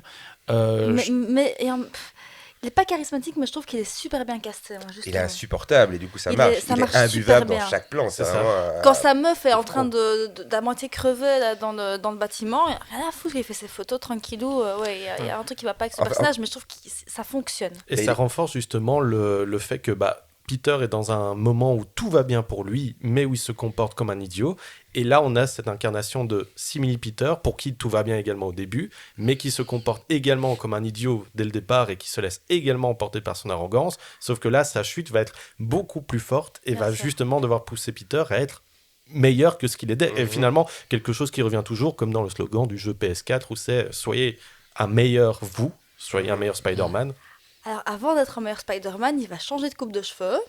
Ouais, Et j'allais dire le devenir- look. Une catastrophe. Cette scène de danse, on en parle? On peut Ah en oui, parler. Je te laisse la parole, je m'en excuse. Oui. non, Vas-y. non. Cette fameuse scène de danse et de coiffure démo de Peter Parker. Ouais, je trouve que c'est là que ça devient compliqué, je trouve. Je prends beaucoup de plaisir à voir ces scènes, en fait. Eh ben J'ai voilà, quand même- merci. Ah bah, parce que moi je vais en Ça dire du reste bien. Hein. amusant. Je déteste pas Spider-Man 3, c'est vraiment en le revoyant, vraiment la fin, c'est une cata, il y a tellement rien qui va, il y a plein de problèmes à plein de niveaux dans le film. Il y a des scènes visuellement dingues, des scènes d'action qui sont vraiment géniales. Les scènes d'action du film, à part celle de fin, je trouve, toutes les autres sont vraiment super. Toute la naissance de l'homme sable, c'est incroyable. Et mais la scène de danse, c'est gênant, mais c'est d'autant plus gênant. En fait, je crois que n'importe qui d'autre ferait cette scène. Ça passerait le fait que ce soit Tobey Maguire qui le fasse avec sa coupe d'emo kid comme ça. Ça rend le truc cringe. Tokyo Hotel plutôt. Hein. C'est cringe à crever. C'est hyper cringe. Et en plus, il y a la scène déjà, avant même en fait qu'il ait la symbiote, quand il y a la scène du restaurant qui est un petit peu... pareil, il y a toujours ce truc du miroir avec le film précédent, où il y avait la scène de la réception avant, où c'est Peter Parker qui s'en prenait plein la gueule, il n'y a rien qu'elle est pour lui, et là c'est Mary Jane qui s'en prend plein la tronche. Lui, il est en mode, il pense qu'à lui, dès qu'elle lui parle de ces trucs qui vont pas, il l'écoute pas, Il parle de lui tout le temps. Ouais, il parle de lui tout le temps, il est absolument insupportable, il réalise pas du tout ce qui se passe, et là, celle qui du coup s'en prend plein la tronche, avec du coup Bruce Campbell qui est génial, qui fait un serveur français. Et je me suis dit en le voyant hier que... Ou italien. Selon que tu regardes le film en VF ou en VO. Oh, ah bah Oui. oui, Bah oui. c'est Parce vrai, qu'en j'y ai VF, pas il joue pensé. un- En VF italien. Ah oui, Serveur oui, italien. oui. Ah oui, du coup, je l'ai vu en VO, je me suis dit qu'il le joue vraiment à la John Cleese dans le sens de la Oui, vie de oui, Monty oui. Python. Mais C'est vraiment, ouais, il y a ce côté John Cleese. Hein. oui, Oh. complètement. C'est Quoi. exceptionnel. Il est incroyable. Il est génial, il est vraiment parfait. Ouais. Et ouais, donc il y a la scène dans le bar à la fin où vraiment le move de connard, quand Mary Jane travaille dans un bar jazz, il emmène Gwen Stacy pour Son nouveau date, quoi. son nouveau Son date, nouveau oui, pour la rendre jalouse dans ce bar-là, et il lui fait une scène de danse sur Fever, et fait... Et je trouve cette scène nulle, mais je prends Eh beaucoup ben de non. plaisir On à la l'aime bien. voir. Eh ben non, même pas. Elle est même pas nulle. C'est même pas vrai. Alors je vais défendre ma paroisse. Non, mais vraiment. Alors déjà, il y a un truc qui est que je veux bien concevoir qu'on trouve le côté Peter Parker devient Dark Peter Parker et donc il a une coupe émo et quand tu regardes ça, tu te dis ok, c'est putain de ridicule. Ça, je peux tout à fait le concevoir. Par contre, quand tu regardes le découpage, mais vraiment, regardez la séquence Ah qui oui. fait vraiment comédie musicale de la séquence du bar. Moi, quand je vois ça, je rêve que Sam Raimi fasse un film entier en comédie musicale. Mhm. Vraiment. Parce que pour le coup, c'est hyper bien rythmé, séquencé. T'as le morceau qui est hyper catchy. C'est juste que, effectivement, t'as le look de Peter Parker. Alors, ça, tu choisis. Soit t'arrives à t'en incommoder, Ouais. t'as une suspension d'incrédulité, tu te dis, j'apprécie la scène pour ce qu'elle est. Ou alors, bah ouais, tu t'arrêtes là-dessus. Mais je peux pas laisser dire que cette scène est juste nulle. C'est pas, Mm. c'est pas Ah non, vrai. Je suis dois tout à trouver- fait d'accord. Ouais. Il faut juste espérer que ce ne soit pas aussi cringe que la vraie comédie musicale Spider-Man qui a été une catastrophe à Broadway. Franchement, si vous avez l'occasion, il y a eu un livre dessus. Ça vaut la peine de le lire parce que ça part vraiment en cacahuète. Je n'ai plus le nom comme ça. Mais comédie musicale Spider-Man qui a coûté hyper cher, où dès la signature du contrat, le producteur a fait une crise cardiaque. Voilà. Mais je suis d'accord Ouais. sur ce découpage et j'ai même envie de souligner que oui, Peter Parker est ridicule dans cette scène de danse, mais c'est le but. Mais c'est le but, Et je exactement. trouve justement que beaucoup de personnes l'ont descendu sur Internet pour ça. Et en même temps, c'est le but qui soit ridicule. Effectivement, Et il ça le joue pose très problème. bien. Oui, il joue super bien sur ridicule. En vrai, voilà, c'est maîtrisé dans ses problèmes. Et c'est peut-être quelque chose que j'ai envie de souligner, c'est que le film a quand même plein de sursauts qui valent largement la peine. La naissance de l'homme sable, ce dernier plan, même l'adieu à l'homme sable. Et en même temps, c'est un film qui est vraiment... Voilà, la précarité qui était... au cœur des deux premiers films, ce côté très équilibre narratif qui était très fragile, là ils seront justement avec toute cette imposition de Ouais. il faut rajouter Venom, il faut rajouter ça, il faut faire ça, et c'est vrai que pour ça il se perd, mais d'un autre côté je trouve que ça reste quand même un film qui est assez intéressant dans sa manière d'avoir un personnage pour qui tout va bien, Ouais. et à qui on a envie de dire mais calme-toi, écoute les autres. Ouais. Justement on parlait de Mary Jane qui peut paraître faible pour certains sur internet, mais là elle m'a fait, je vais pas envie de dire qu'elle m'a fait pleurer, mais elle m'a vraiment énormément touché parce qu'elle, rien ne va et son copain ne veut même pas l'écouter, ne veut même pas, il est tellement pris et qu'elle a besoin de s'échapper dans autre chose. C'est pour ça que son choix relationnel, pour moi, ça fonctionne quand Moi, même je un suis peu d'accord, dessus je parce suis d'accord. qu'elle a besoin de s'échapper. Mais Tout à fait d'accord avec le personnage de Mary Jane. Je trouve que non, vas-y. je trouve que la trajectoire du personnage est logique, est cohérente et n'est pas du tout à critiquer. Mais comme Lionel le disait, on est aussi sur un film en miroir où Peter jette à la figure ce que Mary Jane lui a fait subir sur les deux premiers films. Hein. Ah, tu m'aimes pas, bah, je vais avec... tu m'aimes pas, je vais aller d'abord avec Harry, c'est ton meilleur ami, machin, etc. Et ici, on sent bien que le symbiote augmente Oui, des en choses qu'il guillemets n'aurait pas ce digéré, ressentiment, ouais, Un truc qu'il n'aurait pas digéré. sur lui.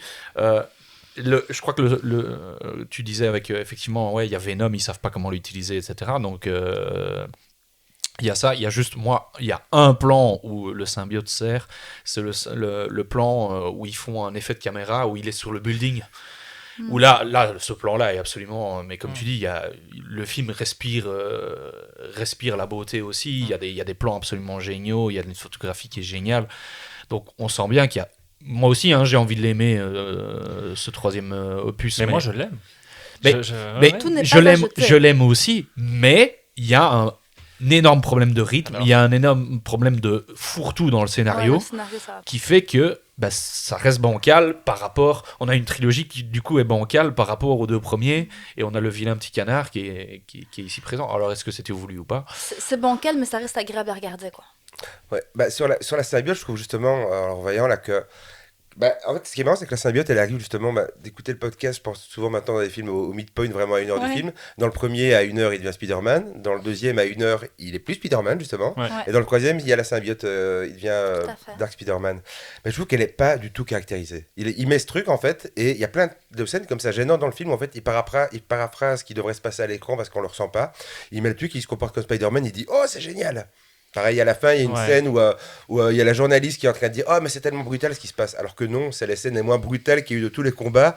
Et il y a plein de scènes vraiment embarrassantes comme ça. Et je trouve que même quand Venom la porte, en fait, on ressent pas les pouvoirs de ceux qui sont des pouvoirs particuliers, à part qu'elle s'est inspirée de Spider-Man. C'est pour ça qu'il a les souvenirs aussi quand il est Venom après. Mais je trouve qu'elle n'est pas caractérisée, la symbiote, il s'en fout. Mais le personnage de Venom est très plat, je trouve. Il est pas impressionnant pour un On sent bien qu'on lui a imposé. Et comme tu dis, il sait pas quoi en faire, ça l'intéresse pas. Il est pas impressionnant, il fait pas peur, il est pas... T'as pas quand tu vois Venom, t'as pas ce truc, même je trouve que en revoyant les films, je trouvais que le bouffon vert, il fait un peu daté comme ça comme personnage, mais il me fait flipper, on s'entend, mais il y a un Venom, c'est une croûte, quoi. Ça... Non. Disons qu'il a plus une aura iconique, on va dire, dans les comics, qu'ici il n'arrive pas et en même temps, quand on compare au buddy movie avec Tom Hardy, c'est vrai que ça divise un peu, et j'ai juste envie de souligner que la journaliste que l'on voit à la fin, c'est quand même la love interest de Franck Dubosc dans dans Cinéman. Ah ouais? Dans Cinéman, le film de Yann Moix. Exactement.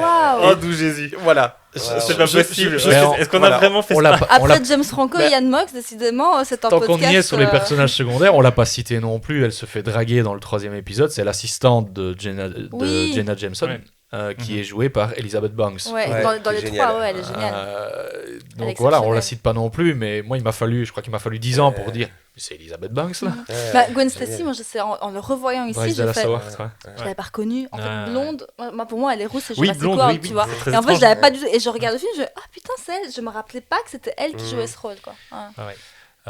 Mais oui, en fait, moi, ce que je voulais évoquer avec vous, c'est qu'effectivement, on sent que le symbiote, il n'a pas envie de l'incorporer et qui repousse le plus longtemps possible dans le récit le moment où il va apparaître. Le moment plutôt où Venom va apparaître. Tu vois, parce qu'en réalité, je crois que il y a quand même des choses qui se passent quand il traite de la face sombre de Peter Parker. Il y a des choses qui se passent. C'est plutôt vraiment l'apparition de Venom en tant que tel, vraiment de Venom l'antagoniste, quoi.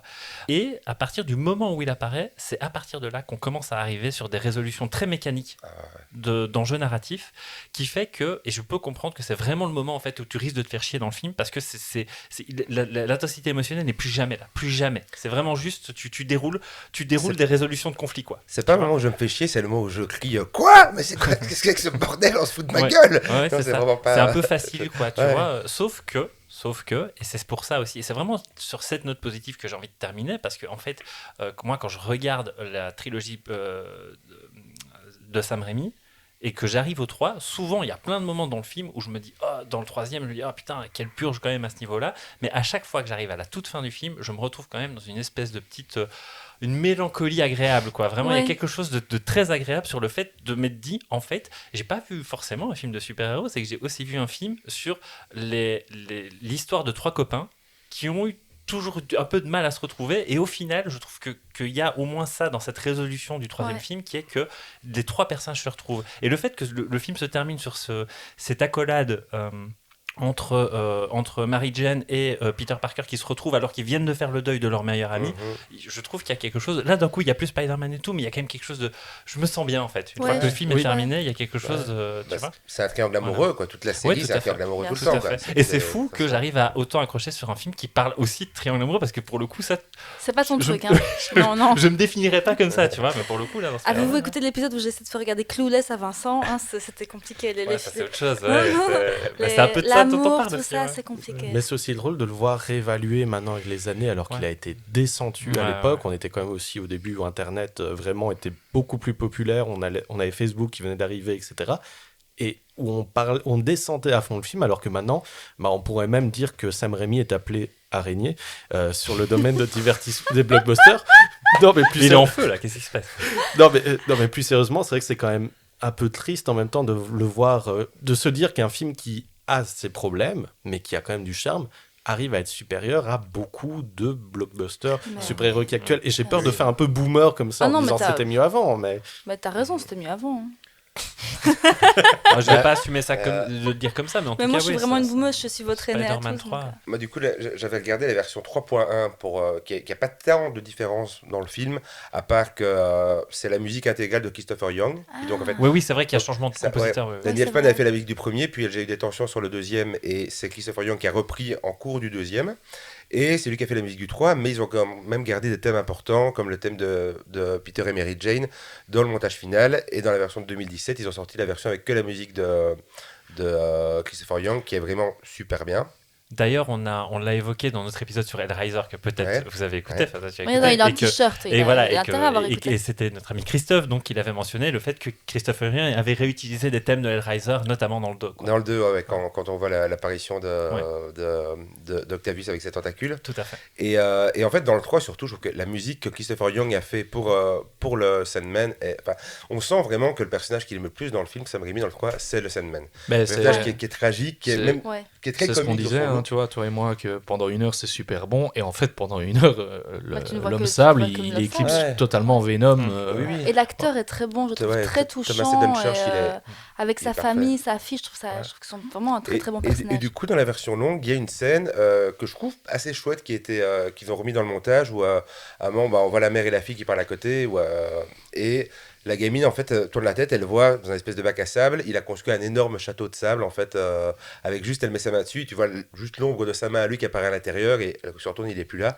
Et je trouve que ça rend le personnage encore plus touchant. Et allez, tout le thème, la scène de la transformation, où il se reconstruit, qui est très forte, autant visuellement que narrativement. Genre, elle n'a pas vieilli du tout, visuellement, Non, c'est dingue. Ça n'a pas vieilli. La musique de Christopher Young est énorme. Sur cette séquence-là, ouais. Ah ouais. Ouais, Ah c'est ouais, Cette j'avoue. scène, elle est ça, juste, ouais. mais je la Mais- revois. Mais la musique Oui. joue beaucoup. Hein. Ouais, Mais ça on est joue d'accord. beaucoup. Mais Et oui, même de ce que c'est- ça dit, c'est- le truc qu'il n'arrive Ouais. pas à se Excellent. reconstituer, et que Ouais. quand il arrive à il prendre trouve le la médaillon. force d'aller Ouais. prendre Le médaillon, moi, c'est Déjà, la scène du tu vois, film, on en quoi. parle, j'ai des frissons, Oui, pareil. j'entends la musique, je vois Ouais. la scène, et donc c'est ce que je dis, moi on a envie de l'aimer ce film, et c'est un peu dommage, et c'est ce qu'on va retrouver, comme tu dis, on va pas passer pour les boomers, mais on a un film qui est malade, qui a envie d'être ce qu'il est comme les deux premiers, et puis on a une deuxième partie qui se transforme un peu en produit que ce que va faire Marvel après.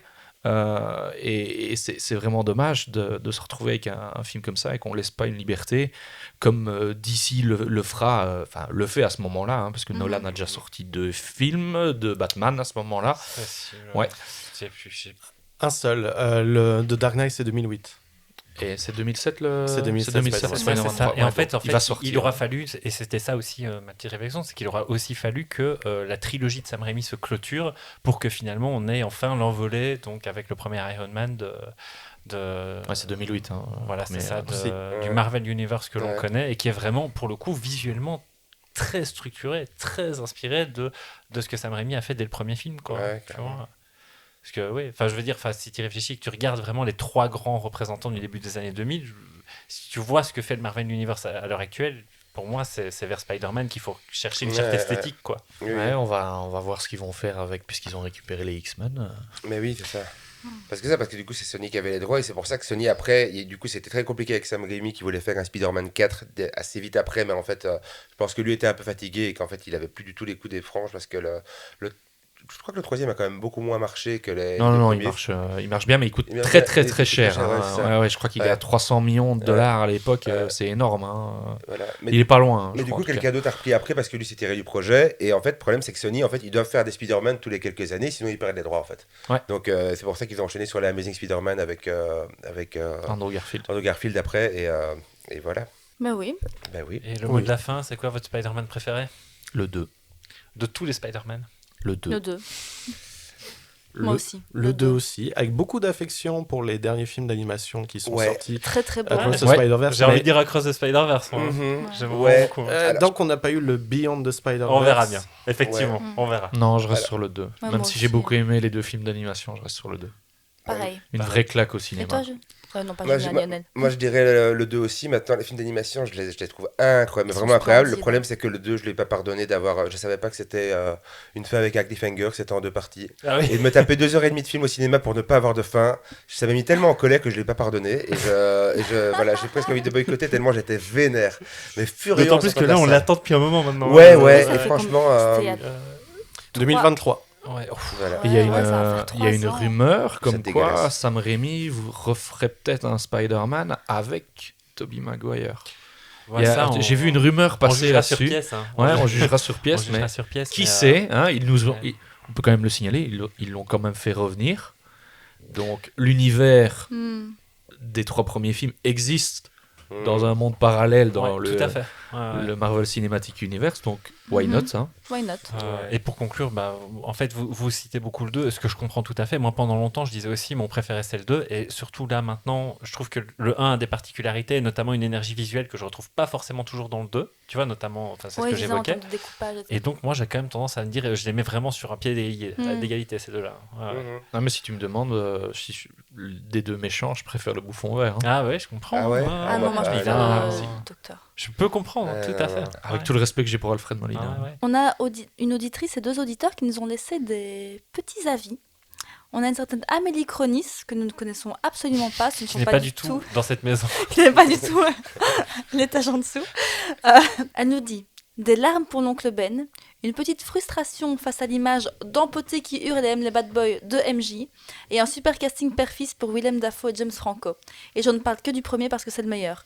J'espère être citée dans l'épisode. Là, elle mentionne quelque chose de... Et elle est citée, donc Elle ça, est c'est citée. déjà super. Et en fait, elle mentionne quelque chose aussi qui est réel. Hein. Je trouve qu'il y a une vraie ressemblance physique entre, Oui, tout à fait.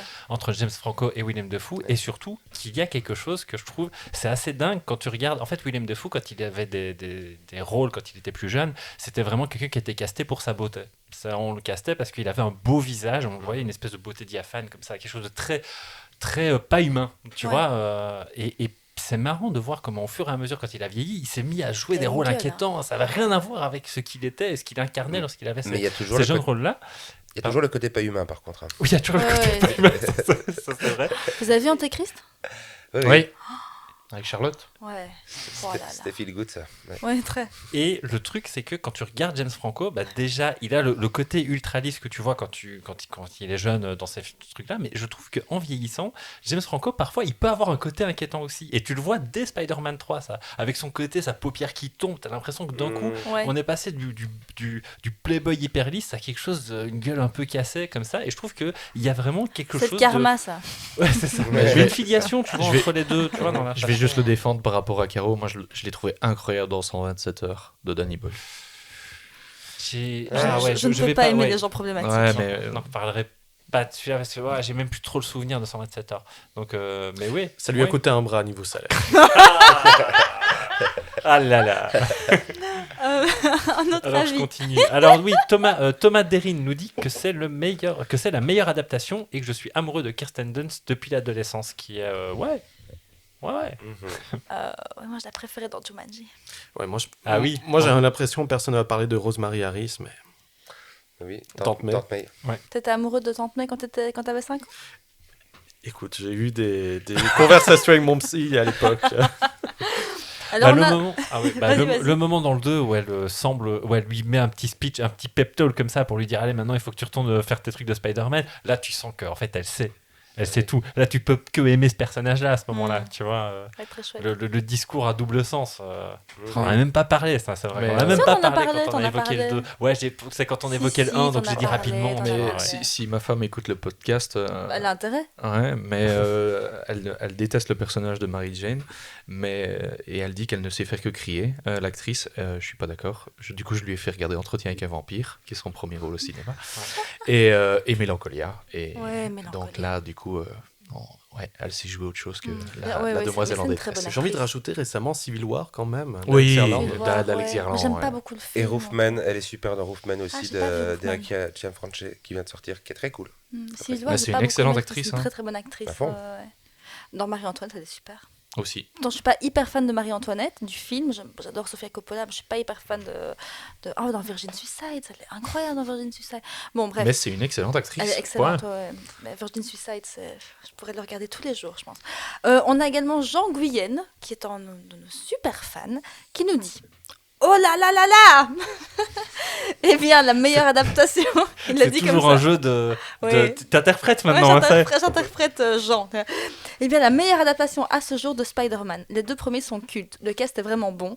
Est-il nécessaire d'encore parler de la réal et de la musique, tellement Sam Raimi et Danny Elfman ont ouvert le game du film de super-héros avec les premiers films X-Men qu'on adore encore plus et qu'on espère voir traiter un jour dans le Popcorn Club.